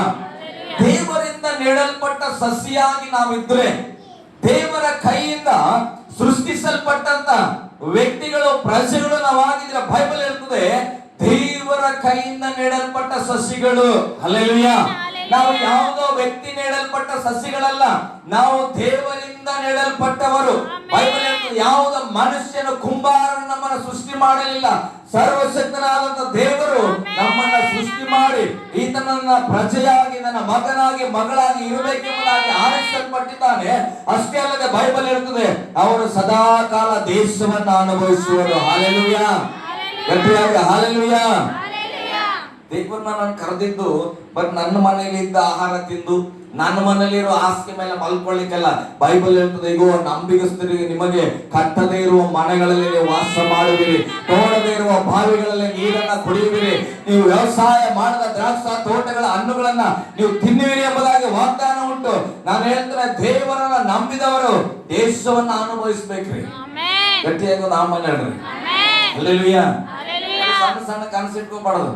ನಾವು ದೇವರ ಬಳಿಯಲ್ಲಿ ನೆಡಲ್ಪಟ್ಟಿದ್ದೇವೆ, ನಾವು ದೇವರ ಸಸಿಗಳಾಗಿದ್ದೇವೆ. ಹಲ್ಲೆಲೂಯಾ. ಮೋದಿ ಮನೆ ಮುಂದೆ ಒಂದು ಗಿಡ ತಂದು ನೆಟ್ಟರಂತ ಇಟ್ಕೊಡಿ, ಯಾವ ತರ ಒಣಗೋಗ್ತದೆ ಗಿಡ? ಅದು ಯಾಕೆ ಒಣಗೋಗಲ್ಲ? ನಮ್ಮ ಮನೆ ಮುಂದೆ ಹಾಕಿದ್ರೆ ನಾವು ಊರಿಗೆ ಹೋಗ್ತೇವೆ 15 ದಿನ, ಚರ್ಚ್ ಬಾಗಿಲಾಕಿ ಹೋದ್ವಿ. ನಾವು ಈ ಮನೆ ಖಾಲಿ ಮಾಡಿ ಅಲ್ಲಿ ಹೋದ ತಕ್ಷಣ ನಾವು ಹೊರಗಡೆ ಬೆಳೆಸಿದ ಗಿಡ ಏನಾಯ್ತು? ಯಾಕೆ ಒಣಗೋಯ್ತು? ನೀರ್ ಹಾಕೋರಿಲ್ಲ. ಅದೇ ಒಬ್ಬ ಅಧಿಕಾರಿಯ ಮನೆಯಲ್ಲಿ ಒಂದು ಗಿಡ ಹಾಕಿ ನಾವು ಊರಿಗೆ ಹೋಗ್ತಾನೆ, ಅವತ್ತು ಒಣಗೋಗ್ತದ ಗಿಡ? ಯಾಕೆ? ಆತನ ಏನ್ ಮಾಡ್ಯಾನ? ಆ ಗಿಡಕ್ಕಾಗಿ ಕೆಲವು ಕೆಲಸಗಾರ ಇಟ್ಟೇನ. ಕಳೆ ತೆಗಿಬೇಕು, ನೀರ್ ಹಾಕ್ಬೇಕು, ಗೊಬ್ಬರ ಹಾಕ್ಬೇಕು, ಅದೇನೋ ಧೂಳ ಹಾಕಿದ್ರೆ ಎಲೆ ಕೂಡ ತೊಳಿತಾರೆ. ಹಲ್ಲೆಲೂಯಾ, ಗಟ್ಟಿಯಾಗಿ ಹಲ್ಲೆಲೂಯಾ. ಯಾಕೆ? ಉನ್ನತವಾದ ಒಬ್ಬ ವ್ಯಕ್ತಿಯ ಕಾಂಪೌಂಡ್ ನ ಒಳಗಡೆ ಆ ಗಿಡ ಬೆಳೀತಾ ಇದೆ, ಅದಕ್ಕೆ ಸುರಕ್ಷಿತವಾದ ಸ್ಥಳ ಇದೆ, ಅದಕ್ಕೆ ಕೀಟಗಳು ಬರದಂತೆ, ಸೊಳ್ಳೆ ಬರದಂತೆ, ರೋಗ ಬರದಂತೆ, ಒಣಗಿ ಹೋಗದಂತೆ ಏನೆಲ್ಲ ಬೇಕು ಎಲ್ಲವನ್ನ ಕೊಟ್ಟು ಆ ವ್ಯಕ್ತಿ ಪೋಷಣೆ ಮಾಡ್ತಾನೆ. ಕಾರಣ ಆತನಲ್ಲಿ ಅತ್ಯಧಿಕವಾದ ಅವಶ್ಯಕತೆಗಳನ್ನ ಪೂರೈಸಲಿಕ್ಕೆ ಆತನ ಹತ್ರ ಇದೆ. ಹಲ್ಲೆಲೂಯಾ. ಹಾಗೆ ನಾನು ನೀವು ದೇವರು ನೆಡಲ್ಪಟ್ಟ ಸಸಿಗಳು, ದೇವರ ಕೈಯಿಂದ ರೂಪಿತವಾದ ಪ್ರಜೆಗಳು. ಹಾಗಾದ್ರೆ ಒಬ್ಬ ಸಾಮಾನ್ಯವಾದ ಮಿನಿಸ್ಟರ್ ಆ ರೀತಿ ನೋಡ್ಕೊಳ್ಳೋದಾದ್ರೆ, ಇಡೀ ಲೋಕಕ್ಕೆ ಮಿನಿಸ್ಟರ್ ಆಗಿರ್ತಕ್ಕಂಥ ನನ್ನ ದೇವರು ನಮ್ಮನ್ನ ಈ ಭೂಮಿಯಲ್ಲಿ ನೆಟ್ಟ ಮೇಲೆ ನಮ್ಮನ್ನ ಹೇಗೆ ನೋಡ್ಕೊಳ್ಳಬಹುದು? ಹಲ್ಲೆಲೂಯಾ. ನಾವೇನ್ ಮಾಡ್ತಂದ್ರೆ ನಮ್ ಗಿಡಕ್ಕೆ ನಾವೇ ನೀರ್ ಹಾಕಕ್ ನೋಡ್ತೀವಿ. ಹಲ್ಲೆಲೂಯಾ. ಯಾವ ತರ ಗಿಡ ನೀರ್ ಹಾಕೊಂಡ್ರೆ ನೋಡಿದ್ರೆ ನಾವಾಗೆ ನಾನೇ ಬೆಳಿಬೇಕು, ನಾನೇ ಶ್ರಮ ಪಡಬೇಕು, ನಾನೇ ನಮ್ಮ ಮನೆಗೆ, ನಾನೇ ನಮ್ಮ ಚರ್ಚಲ್ಲಿ, ನಾನಿಲ್ಲ ಅಂದ್ರೆ ಏನಿಲ್ಲ. ಹಲ್ಲೆಲೂಯಾ, ಗಟ್ಟಿಯಾಗಿ ಹಲ್ಲೆಲೂಯಾ. ದೇವರಿಲ್ಲ ಅಂದ್ರೆ ಏನಿಲ್ಲ ಅಂತ ಯಾವಾಗ ಅಂದುಕೊಳ್ತೇವೋ, ದೇವರು ನನ್ನನ್ನ ಬೆಳೆಸಬೇಕು, ದೇವರು ನನ್ನನ್ನು ಆಶೀರ್ವದಿಸಬೇಕು, ದೇವರು ನನಗೊಂದು ಕೆಲಸ ಕೊಡಬೇಕು, ದೇವರು ನನ್ನ ಕುಟುಂಬವನ್ನು ನಡೆಸಬೇಕು, ದೇವರು ನನ್ನ ಸಭೆಯಲ್ಲಿ ಸಮೃದ್ಧಿಯನ್ನು ತರಬೇಕೆಂಬುದಾಗಿ ಎಲ್ಲದಕ್ಕೂ ದೇವರನ್ನ ಆಧಾರ ಮಾಡಿಕೊಳ್ಳುವಾಗ ದೇವರು ನಮ್ಮನ್ನ ಆತನು ನೀಡಲ್ಪಟ್ಟ ಸಸಿಗಳಂತೆ ಆತನು ನಡೆಸುವವನಾಗಿದ್ದಾನೆ. ಹಲ್ಲೆಲೂಯಾ, ಗಟ್ಟಿಯಾಗಿ ಹಲ್ಲೆಲೂಯಾ. ಓಕೆ, ಓದ್ರಿ ಮಗ. ಈಗ ಅನುಭವಿಸುವರು. ಆಮೇಲೆ ಚಿಕ್ಕವನಿಂದ ಒಂದು ಕುಲವಾಗುವುದು. ದೇವರು ನೆಟ್ಟ ಸಸಿ, ದೇವರ ಕೈಯಿಂದ ಸೃಷ್ಟಿಯಾದಂತ ಪ್ರಜೆ ಆತನಾಗಿದ್ರೆ ಇಡೀ ದೇಶವನ್ನೇ ಅನುಭವಿಸುವರು. ಚಿಕ್ಕವನಿಂದ ಒಂದು ಕುಲವಾಗುವುದು. ಹಲ್ಲೆಲೂಯಾ. ಯಾವ ವ್ಯಕ್ತಿ ದೇವರನ್ನು ಆಧಾರ ಮಾಡಿಕೊಳ್ತಾನೋ, ದೇವರ ಕೈಯಿಂದ ಸೃಷ್ಟಿಸಲ್ಪಡ್ತಾನೋ, ದೇವರ ಕರಗಳಲ್ಲಿ ಇರ್ತಾನ, ಆತನ ಜೀವಿತ ಒಬ್ಬ ಸಣ್ಣ ಹುಡುಗನಿಂದ ಒಂದು ದೊಡ್ಡ ಜನಾಂಗವಾದಂತೆ. ಹಲ್ಲೆಲೂಯಾ, ಗಟ್ಟಿಯಾಗಿ ಹಲ್ಲೆಲೂಯಾ. ನಮ್ಮ ಚಿಂತನೆ ಯಾವಾಗಲೂ ಹೇಗಿರ್ಬೇಕಂದ್ರೆ, ನಾನು ನನ್ನ ಮನೆಯವರು ಯೆಹೋವನನ್ನ ಸೇವಿಸುವೆವು, ಸಂತೋಷದ ಸುದ್ದಿ. ಹಲ್ಲೆಲೂಯಾ. ಅಷ್ಟಕ್ಕೆ ನಮ್ಮನ್ನ ಇಟ್ಟಿಲ್ಲ ದೇವರು, ಲೋಕದ ಕಟ್ಟ ಕಡೆಯವರೆಗೆ ಸುವಾರ್ತೆ ಹೇಳಿ. ಹಲ್ಲೆಲೂಯಾ. ಹಳೆಯ ಒಡಂಬಡಿಕೆಯಲ್ಲಿ ಯೆಹೋಶುವ ಹೇಳಿದ, ನಾನು ನನ್ನ ಮನೆಯವರು ದೇವರನ್ನ ಸೇವಿಸ್ತೇವೆ, ಸ್ತೋತ್ರ. ಅವರ ಮೇಲೆ ಈ ಭಾರ ಇರಲಿಲ್ಲ. ಯಾವ ಭಾರ? ಲೋಕದ ಕಟ್ಟ ಕಡೆಯವರೆಗೆ ಹೋಗಿ ಸುವಾರ್ತೆ ಹೇಳಪ್ಪ ಅಂತ ಯೆಹೋಶುವನಿಗೆ ಹೇಳಲಿಲ್ಲ. ಅದಕ್ಕೆ ಯೆಹೋಶುವ ಹೇಳಿದ್ರು, ನಾನು ನನ್ನ ಮನೆಯವರು ದೇವರನ್ನ ಆರಾಧನೆ ಮಾಡ್ತೇವೆ. ಅವಾಗ ಹೇಳಿದ್ರೆ ಮನೆಯಲ್ಲಿ ಮಕ್ಕಳು ಮೊಮ್ಮಕ್ಕಳು ಯಾರೆಲ್ಲ ಇದ್ರು ಎಲ್ಲರೂ ಆರಾಧನೆ ಮಾಡ್ಬೇಕಂತ ಹೇಳಿದ್ರು. ಅದಕ್ಕೆ ಅವರು ಅದನ್ನು ಮಾಡಿದ್ರು. ನಾವು ಕೃಪೆಯ ಕಾಲದಲ್ಲಿದ್ದೇವೆ. ಕೃಪೆಯ ಕಾಲದಲ್ಲಿ ಹೇಳ್ತೇವೆ, ಸರ್ವ ಜನವು ಯೇಸುವೇ ದೇವರೆಂದು ಅಡ್ಡ ಬೀಳುವ ಸಮಯ ಉಂಟು. ಹಲ್ಲೆಲೂಯಾ, ಗಟ್ಟಿಯಾಗಿ ಹಲ್ಲೆಲೂಯಾ. ಅಂತ ಸಮಯಕ್ಕಾಗಿ ಎದುರು ನೋಡುವ ನಾವು ಇವತ್ತು ಯೆಹೋಶುವನಾಗಿ ಹೇಳಕ್ಕಾಗ್ತಾ ಇಲ್ಲ, ನಾನು ನನ್ನ ಮನೆಯವರು ಸ್ತೋತ್ರ ಮಾಡ್ತೇನೆ. ಹಲ್ಲೆಲೂಯಾ. ಕನಸು ಮಾತ್ರ ಇಡೀ ದೇಶದ ಸ್ತೋತ್ರ ಮಾಡಬೇಕಂತ, ಆದ್ರೆ ನಾನು ನನ್ನ ಮನೆಯ ಸ್ತೋತ್ರ ಮಾಡಕ್ಕೆ ರೆಡಿ ಇಲ್ಲ. ಹಲ್ಲೆಲೂಯಾ, ಗಟ್ಟಿಯಾಗಿ ಹಲ್ಲೆಲೂಯಾ. ಪಕ್ಕದಲ್ಲಿ ಕೈ ಕೊಟ್ಟು ಹೇಳ್ರಿ, ನೀವು ನಿಮ್ಮ ಮನೆಯವರು ದಿನ ಸ್ತೋತ್ರ ಮಾಡ್ರಿ. ಆಮೇನ್. ಓಕೆ, ಮುಂದೆ ಹೋದ್ ಮಗ. ಅಲ್ಪನಿಂದ ಹಾ, ಬಲವಾದ ಜನಾಂಗವಾಗುವುದು. ಯಾರಿಂದ? ಅಲ್ಪನಿಂದ. ಅಲ್ಪ ಅಂದ್ರೆ ಏನು? ಸಣ್ಣವನು, ಬಲಹೀನನು. ಅಲ್ಪ ವ್ಯಕ್ತಿ ಬಿಡ್ರಿ ಅಂತ ಹೋಗ್ಲಿ, ಅವನ ಜೊತೆ ಏನ್ ಜಗಳ ಮಾಡ್ತಾರ? ಕಾರಣ ಏನು? ಬಲಹೀನನು ಅವನ ಜೊತೆ ಯಾಕೆ ಹೊಡೆದಾಡ್ಬೇಕಂತ ಬೈಬಲ್ ಇರ್ತದೆ. ಅಂತ ಅಲ್ಪವಾದ ವ್ಯಕ್ತಿಯಿಂದ ದೊಡ್ಡ ಜನಾಂಗವನ್ನ ಮಾಡ್ತಾನೆ. ಹಲ್ಲೆಲೂಯ. ಬಲವಾದ ಜನಾಂಗವನ್ನ ಮಾಡ್ತಾನೆ. ಹಲ್ಲೆಲೂಯ. ನಾನು ಇಲ್ಲಿ ಸೇವೆಗೆ ಬರುವಾಗ ನನ್ನ ದರ್ಶನಗಳೆಲ್ಲ ಹೀಗೆ, ಸ್ವಾಮಿ ನಾನು ಸಣ್ಣವನಾಗಿದ್ದೇನೆ, ಆದ್ರೆ ನಿನ್ನ ವಾಗ್ದಾನ ಇದೆ, ಸಣ್ಣವನಿಂದ ದೊಡ್ಡ ಜನಾಂಗ ಮಾಡ್ತೇನೆ. ಹಲ್ಲೆಲೂಯ. ನಾನು ಹಂಗಂತ ನನಗೊಂದು 100 ಮಕ್ಕಳು ಬೇಕು ಆ ರೀತಿಯಲ್ಲಿ ಬರಲಿಲ್ಲ. ನನ್ನ ದರ್ಶನ ಏನಾದ್ರೆ, ದೇವರು ನಾನು ಅಲ್ಪನಾಗಿ ಹೋಗ್ತಾ ಇರಬಹುದು, ಆದ್ರೆ ಒಂದು ದೊಡ್ಡ ಜನಾಂಗವನ್ನ ನಾನು ಸಿದ್ಧ ಮಾಡುವಂತ ನನ್ನ ಉಪಯೋಗ ಮಾಡಿಕೊ. ಆ ದೊಡ್ಡ ಜನಾಂಗ ಯಾವುದು? ನೀವೇ ಪ್ರೇರೆ. ನೀವು ಆತ್ಮೀಯರಾಗಿ ಬೆಂಕಿ ಉಳ್ಳವರಾಗಿ ನೀವು ಅಭಿಷೇಕದಲ್ಲಿ ಬಂದ್ರೆ ದೇವರ ವಾಕ್ಯದ ಒಬ್ಬ ಅಲ್ಪನಿನ ಒಂದು ದೊಡ್ಡ ಜನಾಂಗವಾಗಿದೆ ಎಂಬುದಾಗಿ. ಹಲ್ಲೆಲೂಯ. ನೀನು ಒಬ್ಬ ಅಲ್ಪನಾಗಿರಬಹುದು, ಚಿಂತೆ ಮಾಡಬೇಡ. ನೀನು ಒಂದು ನಿರ್ಧಾರ ಮಾಡಬೇಕು, ಸ್ವಾಮಿ ನಿನ್ನ ವಾಗ್ದಾನ ಇದೆ, ಈ ಅಲ್ಪನಿಂದಲೇ ಒಂದು ದೊಡ್ಡ ಜನಾಂಗವಾಗಲಿ ದೇವರೇ. ಈ ಅಲ್ಪನಿಂದ ಒಂದು ದೊಡ್ಡ ಜನಾಂಗ ಆಗಬೇಕು, ಅದು ಬಲವಾದ ಜನಾಂಗವಾಗಿರಬೇಕು. ಹಲ್ಲೆಲೂಯ. ಗಟ್ಟಿಯಾಗಿ ಹಲ್ಲೆಲೂಯ. ಓಕೆ, ಆಮೇಲೆ ಮುಂದೆ ಯೆಹೋವನೆಂಬ ನಾನು. ನೋಡ್ರಿ, ಯೆಹೋವನೆಂಬ ನಾನು ಕ್ಲುಪ್ತ ಕಾಲದಲ್ಲಿ ಇದನ್ನು ಬಲು ಬೇಗನೆ ಉಂಟು ಮಾಡುವೆನು. ಹಲ್ಲೆಲೂಯ. ಒಬ್ಬ ಸಣ್ಣ ವ್ಯಕ್ತಿಯಿಂದ ದೊಡ್ಡ ಜನಾಂಗ ಆಗಬೇಕು ಅಂತ ದೇವರು ಹೇಳಿದ್ರು. ಅದನ್ನ ದೇವರು ಅರಸೆ, ನೀನ್ ಸಣ್ಣ ವ್ಯಕ್ತಿ, ನೀನು ಹೋಗಿ ದೊಡ್ಡ ಜನಾಂಗ ಮಾಡಂತ ಹೇಳಿಲ್ಲ. ಹಲ್ಲೆಲೂಯ. ಶ್ವೇತ, ನೀನು ಅಲ್ಪಳು, ನೀನು ಹೋಗಿ ದೊಡ್ಡ ಜನಾಂಗ ಮಾಡಂತ ಹೇಳಿಲ್ಲ. ಸ್ವಾತಿ, ನೀನು ಸಣ್ಣವಳು, ನೀನು ಹೋಗಿ ದೊಡ್ಡ ಕುಲ ಮಾಡಂತ ದೇವರು ಹೇಳಿಲ್ಲ. ನೀನು ಸಣ್ಣವಳು, ನಿನ್ನಿಂದ ನಾನು ದೊಡ್ಡ ಕುಲವನ್ನ ಮಾಡುತ್ತೇನೆ. ಬೈಬಲ್ ಹೇಳ್ತದೆ, ಯೆಹೋವನು ತಕ್ಕ ಕಾಲದಲ್ಲಿ, ಕ್ಲುಪ್ತ ಕಾಲ, ನಮಗೆ ಗೊತ್ತಾಗಂಗಿಲ್ಲ ನಮ್ಮ ಜನಾಂಗ ಯಾವಾಗ ದೊಡ್ಡದಾಗ್ತದಂತ, ಹಾಗೆ ಬಲು ಬೇಗನೆ ದೇವರು ದೊಡ್ಡ ಜನಾಂಗವಾಗಿ ಮಾಡ್ಲಿಕ್ಕಿದ್ದಾನೆ. ಹಲ್ಲೆಲೂಯ. ಗಟ್ಟಿಯಾಗಿ ಹಲ್ಲೆಲೂಯ. ನಾನು ನಂಬ್ತೇನೆ. ಇಲ್ಲಿ ಎಷ್ಟು ಕಲರ್ ಇದೆ? 8 ಕಲರ್. ಹಲ್ಲೆಲೂಯ. ಇದನ್ನ ಯಾರು ಗಮನಿಸಲಿಲ್ಲ, ಬರೀ ಆಕಾಶನ ಮಾತ್ರ ಗಮನಿಸಿದ್ರು. ನಮ್ದು ಮ್ಯಾರೇಜ್ ಡೇಗೆ ತಂದೆ ನಾನು 10 ವರ್ಷದ ಮ್ಯಾರೇಜ್ ಡೇ. ಕಾಮನ್ ಆಗಿ ಥಿಂಕ್ ಮಾಡಿದ್ರೆ ಎಷ್ಟು ಕಲರ್ ತರಬೇಕು? 10 ಕಲರ್ ತರಬೇಕು. ನಾವ್ ಯಾವಾಗಲೂ 6 ಬಲೂನ್ಸ್ ತರ್ತೇವೆ. ಈ ಸಲ 8 ಕಲರ್ ತಂದಿದ್ದೇನೆ. ಅಂತ ಬ್ರದರ್, ದೇವ್ರ ಸ್ತೋತ್ರ. ಅವ್ರು ನೆನ್ನೆ ಹೇಳಿದ್ರು, ಪಾಸ್ಟ್ರೆ ನೀವು ಕಲರ್ ಚೆನ್ನಾಗಿ ತಂದಿದ್ದೀರಿ ಅಂದ್ರೆ ನ್ಯೂ ಬಿಗಿನಿಂಗ್ ತಂದಿರಿ ಅಂತ. ಹಲ್ಲೆಲೂಯ. ಹೊಸ ಪ್ರಾರಂಭ. 7 ಒಂದು ಫುಲ್ಫಿಲ್ ಆಗುವಂತ ಸಂಖ್ಯೆ. 7 ದಿನಗಳು, 7 ದ್ವೀಪಗಳು, 7 ಸಭೆಗಳು ಅಲ್ಲ, ಈ ರೀತಿಯಾಗಿ ಅನೇಕ 7 ವಿಷಯಗಳನ್ನು ನೋಡ್ತೇವೆ. ಅದು ಕಂಪ್ಲೀಟೆಡ್. 7 ಆಗಿದ ಮೇಲೆ ನೆಕ್ಸ್ಟ್ 8ನೇ ಸ್ಟೆಪ್ ಅನ್ನ ಹೊಸ ಪ್ರಾರಂಭ ಅಂತ ಕರೀತಾರ. ಹಲ್ಲೆಲೂಯ. ಗಟ್ಟಿಯಾಗಿ ಹಲ್ಲೆಲೂಯ. ನನ್ನ ಹೃದಯದಲ್ಲಿ ಹಾಕಿಕೊಂಡ ಯೋಚನೆ ಏನು ಗೊತ್ತಾ? 10 ವರ್ಷದವರೆಗೆ ಏನೋ ಒಂದು ಸೇವೆ ಮಾಡಿರಬಹುದು ನನ್ನ ಜೀವಿತದಲ್ಲಿ, ದೇವರು ನಡೆಸಿರಬಹುದು ನಮ್ಮ ಜೀವಿತದಲ್ಲಿ, ದೇವರ ಕೃಪೆ ಕೊಟ್ಟಿರಬಹುದು ನಮ್ಮ ಜೀವಿತದಲ್ಲಿ. ಆದ್ರೆ ಇವತ್ತಿನಿಂದ ನಾವು ಹೆಜ್ಜೆ ಇಡುವಾಗ ಹಳೆದನ್ನ ನೆನೆಸಿ ಹೆಜ್ಜೆ ಇಡ್ತಾ ಇಲ್ಲ. ದೇವರು ಒಂದು ಹೊಸ ಪ್ರಾರಂಭದಲ್ಲಿ ನಮ್ಮ ಸಭೆಯನ್ನ ನಡೆಸುವವನಾಗಿದ್ದಾನೆ. ಹಲ್ಲೆಲೂಯ. ಹಳೆಯದು ಸಂತೋಷ ನಡೆದಿದ್ದಕ್ಕೆಲ್ಲ, ಆದ್ರೆ ಈಗ ಹೊಸ ಪ್ರಾರಂಭದಲ್ಲಿ ನಾವಿದ್ದೇವೆ. ಹಲ್ಲೆಲೂಯ. ಗಟ್ಟಿಯಾಗಿ ಹಲ್ಲೆಲೂಯ. ನಿಮ್ಮ ಜೀವಿತಕ್ಕೂ ಅದನ್ನೇ ನಾನು ಹೇಳ್ತೇನೆ. ಇದುವರೆಗೆ ಒಂದು ರೀತಿಯಾಗಿ ಬದುಕಿರಬಹುದು, ಆದ್ರೆ ಇವತ್ತು ಹೇಳ್ರಿ, ನನ್ನ ಜೀವಿತದಲ್ಲಿ ಒಂದು ಹೊಸ ಪ್ರಾರಂಭವಿದೆ. ಹಲ್ಲೆಲೂಯ. ಗಟ್ಟಿಯಾಗಿ ಹಲ್ಲೆಲೂಯ. ಪ್ರಾರಂಭ ಮಾಡುವ ದೇವರು ಕಂಪ್ಲೀಟ್ ಮಾಡುವ ಆತನೇ ಆದಿಯು ಅಂತ್ಯವೂ ಆತನೇ. ಆತನ ಏನು ಪ್ರಾರಂಭ ಮಾಡ್ತಾನೆ ಅರ್ಧದಲ್ಲಿ ಕೈ ಬಿಡುವ ದೇವರಲ್ಲ, ಪ್ರಾರಂಭಿಸಲ್ಪಟ್ಟರೆ ಪರಿಪೂರ್ಣ ಮಾಡುವ ದೇವರಾಗಿದ್ದ. ನಾನು ಹೇಳ್ತೇನೆ, 10 ವರ್ಷದಲ್ಲಿ ಕಾಣದಿರುವಂತ ಸಂಗತಿಗಳನ್ನ ಈ ಹೊಸ ಬಿಗಿನಿಂಗ್ ಅಲ್ಲಿ ನಾವು ಕಾಣ್ಲಿಕ್ಕೆ ಹೋಗುತ್ತೇವೆ. ನಾನು ಹೇಳ್ತೇನೆ, ಈ ಸಭೆಯಲ್ಲಿ ಜನರು ಹೆಚ್ಚಾಗಿ ಬೇಕು, ನಿಜ. ಅದಕ್ಕಾಗಿ ಪ್ರಯಾಸ ಪಟ್ಟಿದ್ದೇವೆ, ಉಪವಾಸ ಪ್ರಾರ್ಥನೆಗಳನ್ನು ಮಾಡಿದ್ದೇವೆ, ಫಲ ಕಾಣದೇ ಇರಬಹುದು. ಆದ್ರೆ ನಾವು ಒಣಗಿ ಹೋಗುವ ಮರಗಳಲ್ಲ, ನೀರಿನ ಬಳಿಯಲ್ಲಿ ಬೆಳೆದಿದ್ದೇವೆ. ನಮಗೆ ಭರವಸೆ ಉಂಟು, ಕ್ಲುಪ್ತ ಕಾಲದಲ್ಲಿ ತಕ್ಕ ಫಲವನ್ನು ನಾವು ಕಾಣುತ್ತೇವೆ. ಆಮೆನ್.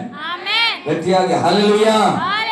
ಕ್ಲುಪ್ತ ಕಾಲ ಅಂತ ಹೇಳಿದ್ರೆ, ಕ್ಲುಪ್ತ ಕಾಲ ಸರಿಯಾದ ಸಮಯ, ಅದು ನಮಗೆ ಗೊತ್ತಾಗಂಗಿಲ್ಲ.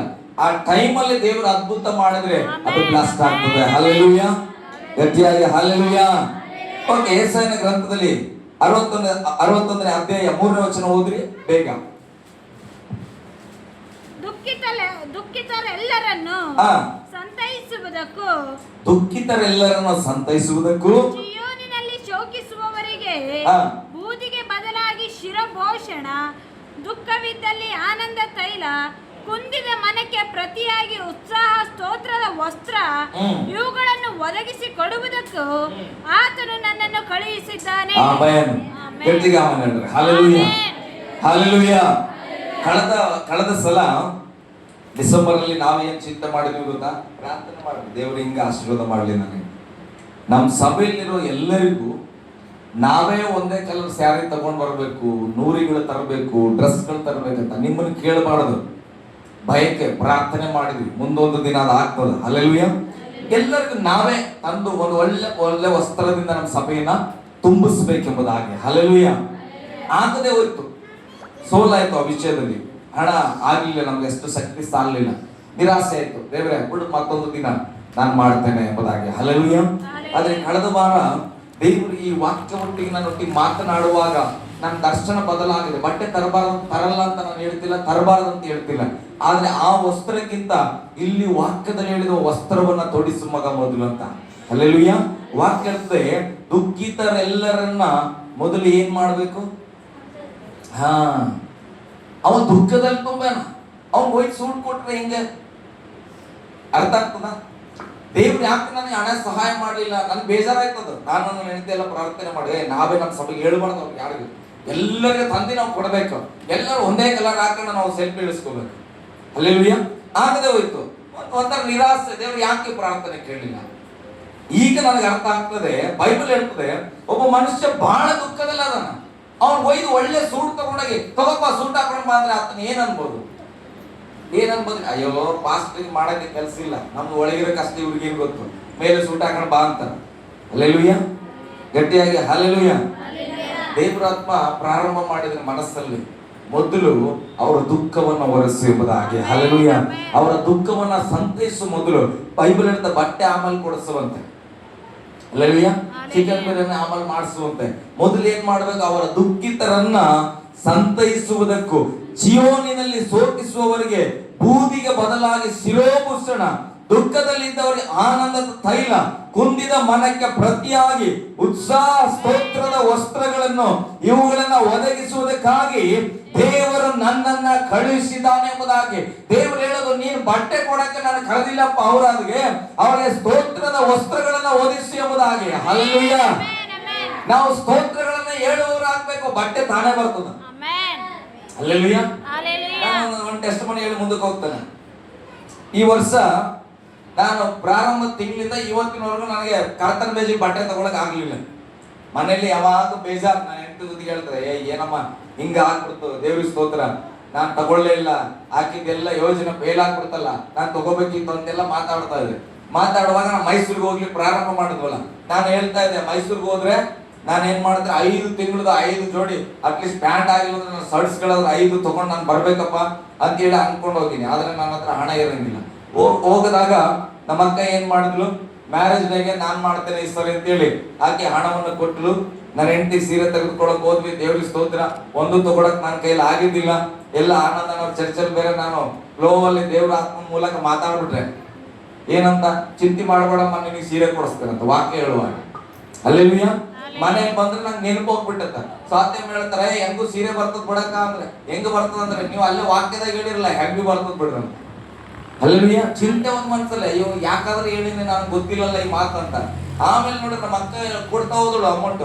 ಅವಾಗ ಒಂದು ಸೀರೆ ಜಾಗದಲ್ಲಿ 2 ಸೀರೆ ತಂದ್ವಿ. ನನಗೊಂದು ಡ್ರೆಸ್ ತಗೊಂಡ್ ಬಂದಿದ್ದೆ, ಅಡ್ಜಸ್ಟ್ ಆಗಿಲ್ಲ, ಮನೇಲಿ ಯಾರಿಗೂ ಇಷ್ಟ ಆಗಿಲ್ಲ.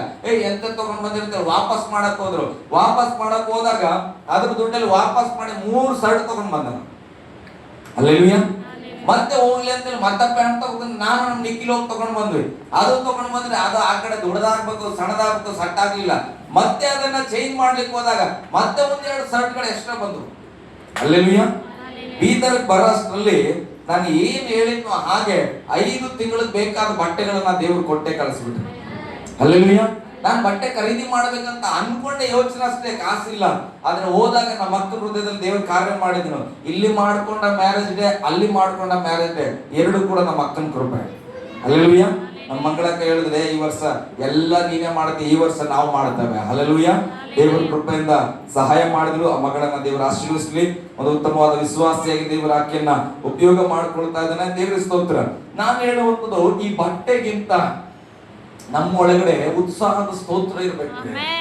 ಹಲ್ಲೆಲೂಯ. ಒಳ್ಳೆ ಒಳ್ಳೆ ಬಟ್ಟೆ ಹಾಕೊಂಡ್ರೆ ಸ್ತೋತ್ರ ಬರಲ್ಲ. ಒಳ್ಳೆ ಒಳ್ಳೆ ಸ್ತೋತ್ರಗಳನ್ನ ಸಲ್ಲಿಸಿದ್ರೆ ಒಳ್ಳೆ ಒಳ್ಳೆ ಬಟ್ಟೆಗಳು ಬರುತ್ತದೆ. ಯಾವಾಗ ನಮ್ಮ ಜೀವಿತದಲ್ಲಿ ದುಃಖವನ್ನ ತೆಗೆದುಹಾಕಿ ದೇವರನ್ನ ಆರಾಧನೆ ಮಾಡೋದು ಆನಂದ ಅನ್ಕೊಳ್ತೇವೋ, ದೇವರಿಗೆ ಸ್ತೋತ್ರ ಮಾಡೋದು ನನ್ನ ಸೌಭಾಗ್ಯ ಅನ್ಕೊಳ್ತೇವೋ, ಆವಾಗ ದೇವರು ಸೌಭಾಗ್ಯದ ಜೀವಿತದಲ್ಲಿ ನನ್ನನ್ನು ನಿನ್ನನ್ನು ನಡೆಸಲಿಕ್ಕೆ ಶಕ್ತನಾಗಿದ್ದಾನೆ. ಹಲ್ಲೆಲೂಯ. ಗಟ್ಟಿಯಾಗಿ ಹಲ್ಲೆಲೂಯ.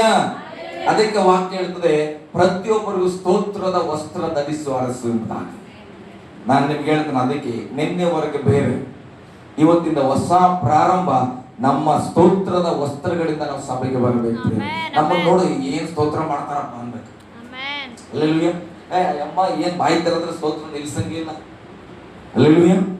ಆನಂದ ಸಭೆಯಲ್ಲಿ ನಾನು ಹೋಗಿದ್ದೆ ಮೈಸೂರಲ್ಲಿ. ವಯಸ್ಸಾಗಿದ್ದಂತ 3 ಆಂಟಿಯರು ಮುಂದೆ ಕುತ್ಕೊಂಡಿದ್ರು. ಅವ್ರು ಏನು ವಾಕ್ಯ ರಿಸೀವ್ ಮಾಡ್ಕೊಳ್ಳೋದಂತ ಎತ್ತಿ ಎತ್ತಿ ಜೈಕಾರ ಹಾಕ್ಬೇಕು. ಹಲ್ಲೆಲೂಯ. ಬೈಬಲ್ ಎಲ್ಲ ಎತ್ಕೊಂಡು ಆಮೇನ್ ಅನ್ಬೇಕು. ಬಂದು ಅಲ್ಲಿ ಸಾಕ್ಷಿ ಹೇಳ್ತಾರೆ, ಇಲ್ಲಿ ಸಾಕ್ಷಿ ಹೇಳ್ತಾರ. ನಾನು ವಾಕ್ಯ ಹೇಳಕ್ ಹೋದಾಗ ನನಗೊಂದು ಬೇಜಾರು ಏನಂದ್ರೆ, ಅಲ್ಲಪ್ಪ ನನ್ನ ತಾಯಿ ತರ ಇರೋರು ಬೆಳಗಾದ್ರೆ ಸಾಕ್ಷಿ ಹೇಳ್ತಾರ, ರಾತ್ರಿ ಆದ್ರೆ ಸಾಕ್ಷಿ ಹೇಳ್ತಾರ, 21 ದಿನ ಉಪವಾಸದ ಬಗ್ಗೆ ಸಾಕ್ಷಿ ಹೇಳಿದ್ರು. ಯವನಸ್ಥರು ಸುಮ್ಮನೆ ಕೂತ್ಕೊಳ್ತಾರ. ಹಲ್ಲೆಲೂಯ. ಗಟ್ಟಿಯಾಗಿ ಹಲ್ಲೆಲೂಯ. ಹಾಗಾದ್ರೆ ಒಬ್ಬ ತಾಯಿಯ ಬಳಿಯಲ್ಲಿ ಆಗುವ ಕೆಲಸ ನಮ್ಮಿಂದ ಆಗಲ್ಲ. ಒಬ್ಬ ಆಂಟಿ ಬಂದು ಹೇಳಿದ್ರು, ನನಗೆ 21 ದಿನ ಉಪವಾಸ ಮಾಡ್ಬೇಕಂತ ಬಹಳ ಆಸೆ ಇತ್ತು, ನಾನು ಪ್ರಾರ್ಥನೆ ಮಾಡ್ತಾ ಇದ್ದೆ, ಆದ್ರೆ ಸ್ವಲ್ಪ ಗ್ಯಾಸ್ಟ್ರಿಕ್ ಅದೆಲ್ಲ ಇರೋದ್ರಿಂದ ಉಪವಾಸ ಮಾಡಿದ್ರು. ಪರವಾಗಿಲ್ಲ, ಪಾಸ್ಟರ್ ಹೇಳ್ಯಾರಂತ, ಅಣ್ಣ ಕೂಡ ಅಂದ್ರಂತೆ, ಇಲ್ಲ ಪರವಾಗಿಲ್ಲಮ್ಮ, ನೀವು ಹಂಗೆ ಪ್ರಾರ್ಥನೆ ಮಾಡ್ರಿ, ನೋ ಪ್ರಾಬ್ಲಮ್, ಚಿಂತೆ ಮಾಡಬೇಡ್ರಿ, ದೇವ್ರೇನ್ ಕಷ್ಟದಲ್ಲಿ ಉಪವಾಸ ಮಾಡ್ಬೇಕಂತ ಹೇಳಿಲ್ಲ ಅಂತ. ಆದ್ರೆ ಆ ಅಮ್ಮನ ಮನಸ್ಸು ಸಾಕಾಗಿಲ್ಲ, ಇಲ್ಲ ನಾನು ಮಾಡಬೇಕು ವರ್ಷ ಅಂತೇಳಿ ಉಪವಾಸ ಇರ್ಲಿಕ್ಕೆ ಪ್ರಾರಂಭ ಮಾಡಿದ್ರಂತ. ನಂಬಿಕೆಯಲ್ಲಿ ಉಳಿದ್ರು. ಗ್ಯಾಸ್ಟ್ರಿಕ್ ಟ್ಯಾಬ್ಲೆಟ್ ಇಲ್ಲ, ಏನೋ BP ಟ್ಯಾಬ್ಲೆಟ್ ಇಲ್ಲ, ಎಲ್ಲ ತೆಗೆದಾಕ್ಯಾರ. ಅವ್ರು ಪ್ರಾರ್ಥನೆ ಮಾಡುವಾಗ ನಾನು 21 ದಿನ ಮುಗಿಸಿದ್ರೆ ಸಾಕಂತ ಅವ್ರು ಸ್ತೋತ್ರ ಮಾಡಿದ್ರಂತ ಮನೆಯಲ್ಲಿ. ಆದ್ರೆ ಅವ್ರ ಜೊತೆಯಲ್ಲಿ ಅವ್ರ ಯಜಮಾನರು ಪ್ರಾರ್ಥನೆ ಮಾಡೋದೇ ಕಷ್ಟ, ಅವ್ರು 21 ದಿನ ಉಪವಾಸ ಮುಗಿಸ್ಯಾರ. ಹಲ್ಲೆಲೂಯ. ಯಾವಾಗ ಈ ಅಮ್ಮ ಮಹಿಮೆಯ ವಸ್ತ್ರ ಧರಿಸಿಕೊಂಡ್ರ ಸ್ತೋತ್ರದ ವಸ್ತ್ರವನ್ನ, ಅದರ ಪ್ರಭಾವ ಗಂಡನಿಗೆ ಬೀರಿದೆ. ಗಂಡ ಕೂಡ 21 ದಿನ ಉಪವಾಸ ಮುಗಿಸಿದ್ರೆ ಅವ್ರು ಬಂದು ಹೇಳ್ತಾ ಇದ್ರ, ಈಗ ನಾನು BP ಶುಗರ್ ಟ್ಯಾಬ್ಲೆಟ್ ತಗೋತಾ ಇಲ್ಲ.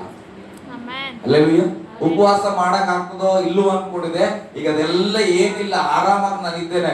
ಇವಾಗ ಏನ್ ದೇಕರಿಕೆ ಬರಲ್ಲ, ಏನ್ ಬರಲ್ಲ, ಆರಾಮಾಗಿ ದೇವ್ರ ಸ್ತೋತ್ರ ಮಾಡ್ತಾ ಇದ್ದೇನೆ ಎಂಬುದಾಗಿ. ಹಲ್ಲೆಲೂಯ. ಅಸಾಧ್ಯವಾದ ಒಂದಿಲ್ಲ ಪ್ರೇರೆ, ನಮ್ಮ ಹೃದಯದಲ್ಲಿ ನಂಬಿಕೆ ಬರ್ಬೇಕು. ಹಂಗಂತೇಳಿ ನೀವು BP ಶುಗರ್ ಟ್ಯಾಬ್ಲೆಟ್ ಬಿಟ್ಬಿಡ್ರಿ ಅಂತ ನಾನು ಹೇಳ್ತಾ ಇಲ್ಲ. ವಿಶ್ವಾಸ ಬೆಳೆಸ್ರಿ.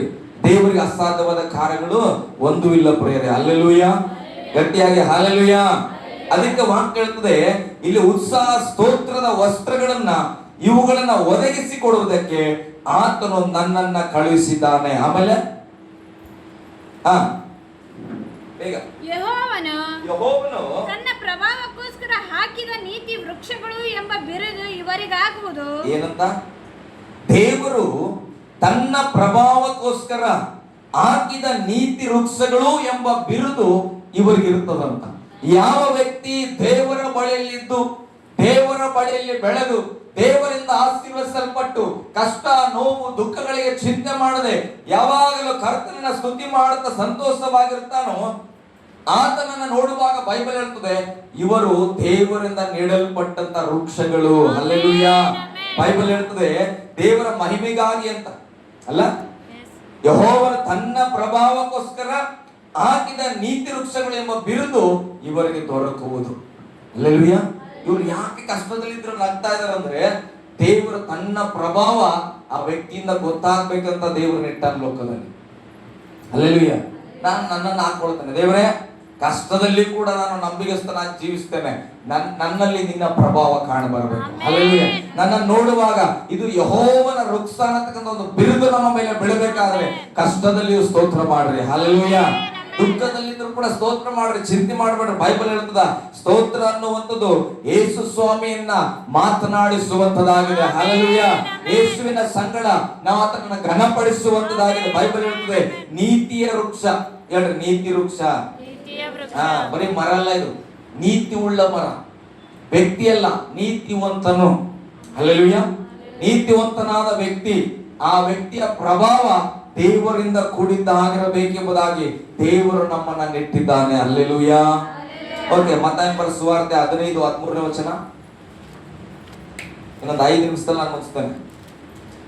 ಮತ್ತಾಯ ಬರೆದ ಸುವಾರ್ತೆ 15:13. ಅದಕ್ಕೆ ಆತನು ಪರಲೋಕದಲ್ಲಿರುವ ನನ್ನ ತಂದೆಯು, ನೋಡ್ರಿ, ಪರಲೋಕದಲ್ಲಿರುವ ನನ್ನ ತಂದೆಯು ನೆಡದೆ ಇರುವ ಗಿಡಗಳೆಲ್ಲ, ಏನಂತ ನೆಡದೆ ಇರುವ ನೋಡ್ರಿ, ಪರಲೋಕದಲ್ಲಿರುವ ತಂದೆಯು ನೆಡದೆ ಇರುವ ಗಿಡಗಳನ್ನೆಲ್ಲ ಬೇರಿನೊಂದಿಗೆ ಕಿತ್ತು ಹಾಕಲ್ಪಡುವವು. ಯಾವುದರಿಂದ ಕಿತ್ತಾಕಲ್ಪಡುವರು? ಈಗ ನಾವು ಯೋಚನೆ ಮಾಡಬೇಕು, ನಾವು ಯಾವುದರಿಂದ ನೆಡಲ್ಪಟ್ಟಿದ್ದೇವೆ? ದೇವರಿಂದ ನೆಡಲ್ಪಟ್ಟಿಲ್ಲ ಅಂದ್ರೆ ಬೇರು ಸಮೇತ ಕಿತ್ತಿ ಒಂದು ದಿನ ಬಿಸಾಕುವ ಸಮಯ ಬರ್ತದೆ.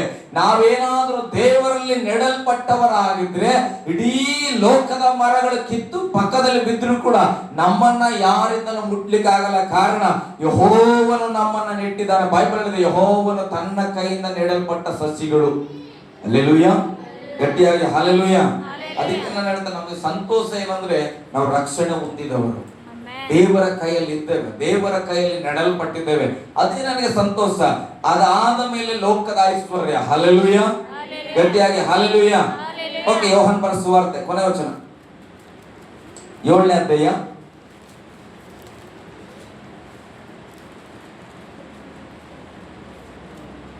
37 ವಚನ. 7ನೇ ಅಧ್ಯಾಯ 37 ವಚನ.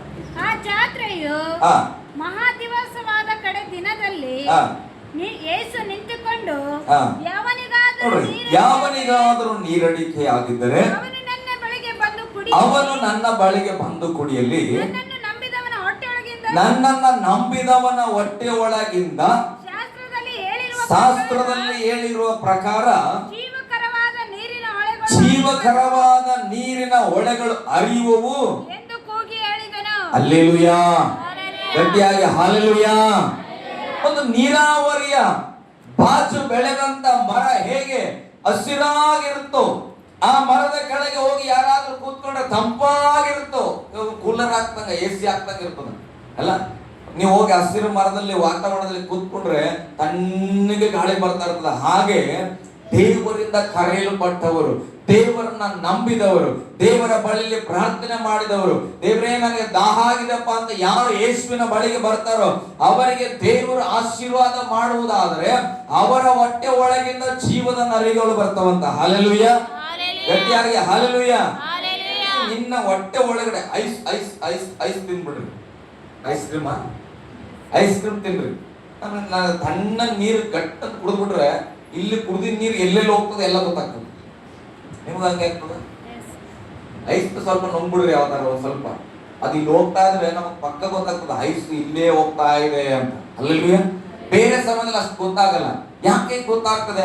ಅದು ತುಂಬಾ ತಣ್ಣಗಿರುವ ಕಾರಣ ಅದು ಹೋಗುವಂತ ಪ್ರದೇಶವೆಲ್ಲ ತಣ್ಣಗಾಗ್ತಾ ಇರ್ತದೆ. ಹಲ್ಲೆಲೂಯಾ. ಆದ್ರೆ ನಿನ್ನೊಳಗೆ ಹೀಗೆ ತಣ್ಣಗೆ ಮಾಡುವ ದೇವರು ಅಷ್ಟೇ ಅಲ್ಲ, ನಿನ್ನೊಳಗಿಂದ ಜೀವದ ವರತೆಗಳು ಬರ್ತದಂತ. ಹಲ್ಲೆಲೂಯಾ. ಗಟ್ಟಿಯಾಗಿ ಹಲ್ಲೆಲೂಯಾ.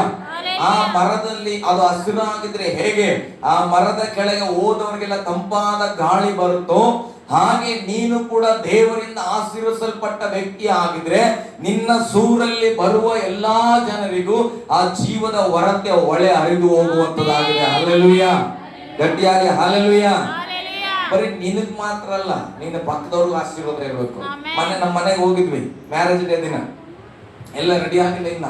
ಹಂಗೆ ನಾನು ಶಾರ್ಟ್ಸ್ ಅಲ್ಲಿ ಇದ್ದೇನೆ. ಅವಾಗ ಒಬ್ರು ಬಂದ್ರು ಅಣ್ಣವ್ರು, ಅವ್ರಿಗೆ ಬಹಳಷ್ಟು ಜಮೀನಿದೆ.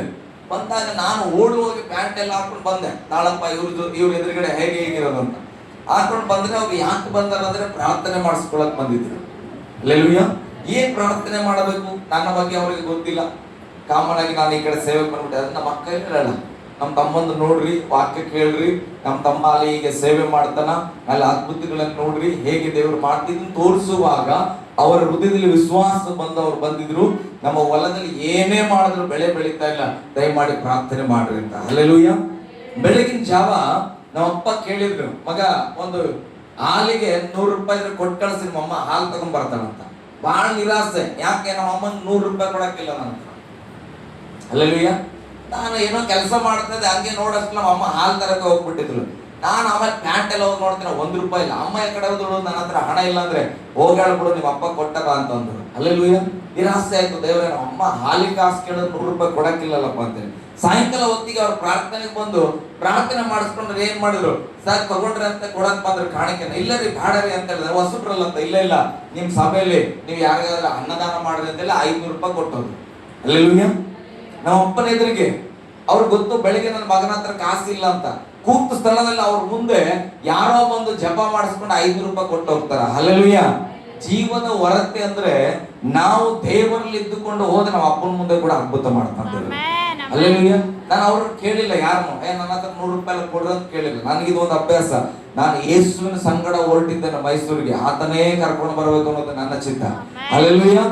ಅದಕ್ಕೆ ಮನೇಲಿದ್ರು ಕೂಡ ನಾನು ಪ್ರಾಬ್ಲಮ್ಸ್ ಮಾತಾಡೋದೇ ಇಲ್ಲ. ನಾನು ಇಲ್ಲ ಅಂತ ಹುಡುಕಿದ್ದೇನೆ ಅಷ್ಟೇ, ಆದ್ರೆ ಸಂಜೆ ಹೊತ್ತಿಗೆ ದೇವರು ಕೊಟ್ಟನು. ಹಲ್ಲೆಲೂಯ್ಯ.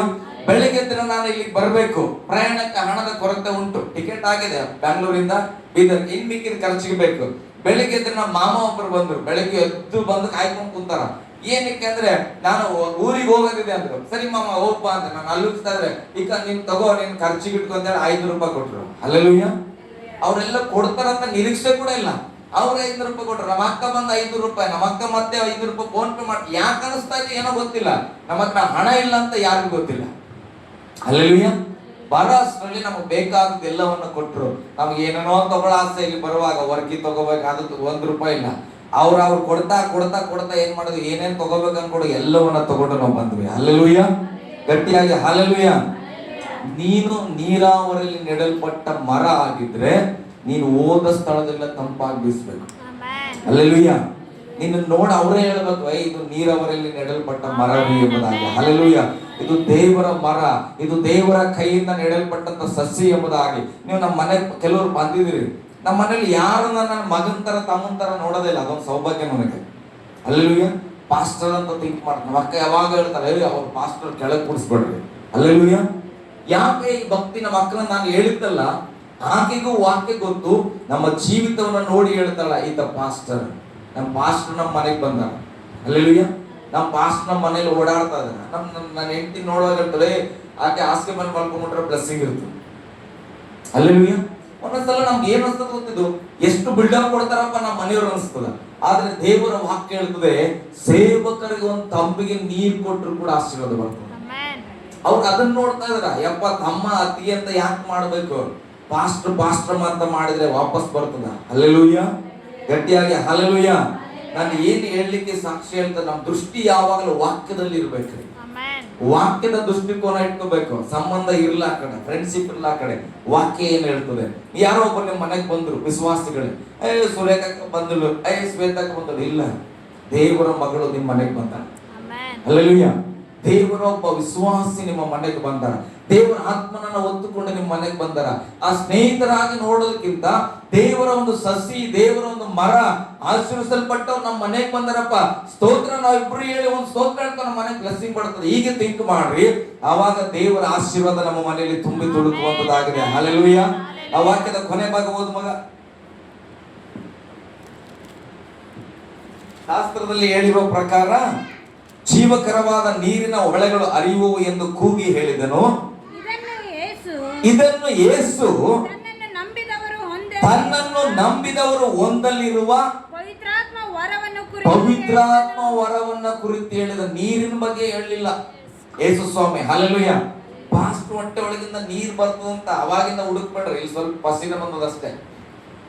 ನೀರ್ ಬರ್ತದೇನೋ ಅಂತ ನೋಡ್ಬೇಡ್ರಿ. ಹಲ್ಲೆಲೂಯ್ಯ. ಯಾವಾಗ ಹೇಳ್ತಾರೆ ಯಾರ ಹೊಟ್ಟೆಯಿಂದ ನೀರು ಬಂದಿಲ್ಲ. ಹಲ್ಲೆಲೂಯ್ಯ. ಬೈಬಲ್ ಹೇಳ್ತಾರೆ ನೀರಿನ ಬಗ್ಗೆ ಅಲ್ಲ, ನೀರಿನ ಬಗ್ಗೆ ಅಲ್ಲ.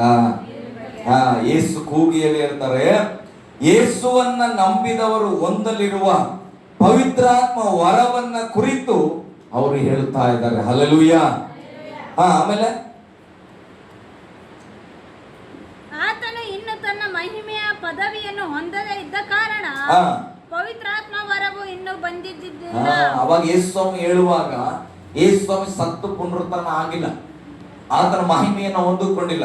ಆವಾಗ ಜನರಲ್ಲಿ ಪವಿತ್ರಾತ್ಮನ ವರ ಬಂದಿಲ್ಲ. ಅದಕ್ಕೆ ಅವನು ಹೇಳ್ತಾ ಇದ್ದಾನೆ, ನನ್ನನ್ನ ನಂಬುವರ ಹೊಟ್ಟೆ ಒಳಗಿಂದ ಜೀವದ ವರತೆಗಳು ಬರುತ್ತೆ. ಒಂದು ದಿನ ಪವಿತ್ರಾತ್ಮನನ್ನು ಹೊಂದಿಕೊಳ್ತೀರಿ, ಪವಿತ್ರಾತ್ಮನಿಂದ ನಡೆಸಿಕೊಳ್ತೀರಿ, ಪವಿತ್ರಾತ್ಮನನ್ನ ನೀವು ಆವರಿಸಲ್ಪಡ್ತೀರಿ ಎಂಬುದಾಗಿ ಇವತ್ತು ನಾನು ಹೇಳ್ತೇನೆ. ಕೃಪೆಯ ಕಾಲದಲ್ಲಿ ಇದ್ದೇವೆ.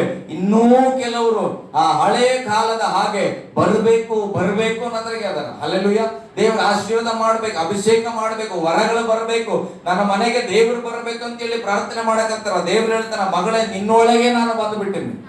ಹಲ್ಲೆಲೂಯಾ. ನಂಬಿದೀಯಾ? ನಿನ್ನ ಹೊಟ್ಟೆ ಒಳಗಡೆ ಪವಿತ್ರಾತ್ಮನ ವರಗಳಿಂದ ತುಂಬಿಸಲ್ಪಟ್ಟಿದ್ದೇನೆ ಎಂಬುದಾಗಿ. ಹಲ್ಲೆಲೂಯಾ. ಗಟ್ಟಿಯಾಗಿ ಹಲ್ಲೆಲೂಯಾ. ನಾನು ಬಹಳ ಸಿಂಪಲ್ ಹೇಳಿ ಮುಗಿಸ್ತಾ ಇದ್ದೇನೆ. ನೀವು ನೀರಿನ ಬಳಿಯಲ್ಲಿ ನೆಡಲ್ಪಟ್ಟಂತ ಸಸ್ಯಗಳಂದ್ರೆ ಬೇಸಿಗೆಯಲ್ಲೂ ಹಸಿರಾಗಿರ್ಬೇಕು. ಹಲ್ಲೆಲೂಯಾ. ಅದರ ಅರ್ಥ, ಒಂದು ಕಡೆ ಕಷ್ಟ ಇದ್ರು ನಿಮ್ಮ ಮುಖದ ಮೇಲೆ ನಗು ತುಂಬಿರಬೇಕು, ನಿಮ್ಮ ಬಾಯಲ್ಲಿ ಸ್ತೋತ್ರಗಳು ತುಂಬಿರಬೇಕು, ಕಣ್ಣೀರಿದ್ರು ಕೂಡ ಅಲ್ಲಿ ಆರಾಧನೆ ಇರಬೇಕು. ಹಲ್ಲೆಲೂಯಾ. ಗಟ್ಟಿಯಾಗಿ ಹಲ್ಲೆಲೂಯಾ. ಅದನ್ನೇ ದೇವರ ವಾಕ್ಯ ಹೇಳ್ತದೆ, ನೀವು ಆತನ ಕೈಯಿಂದ ನೆಡಲ್ಪಟ್ಟಂತ ಸಸಿಗಳು, ಆತನ ಪ್ರಭಾವಕ್ಕಾಗಿ ಆರಿಸಲ್ಪಟ್ಟಂತ ಜನಾಂಗವಾಗಿದ್ದೀರಿ ಎಂಬುದಾಗಿ ಆಮೆನ್ ಹೇಳೋಣ. ಹಲ್ಲೆಲೂಯಾ. ಓಕೆ, ಇದು ತೆಗಿ ಮಗ.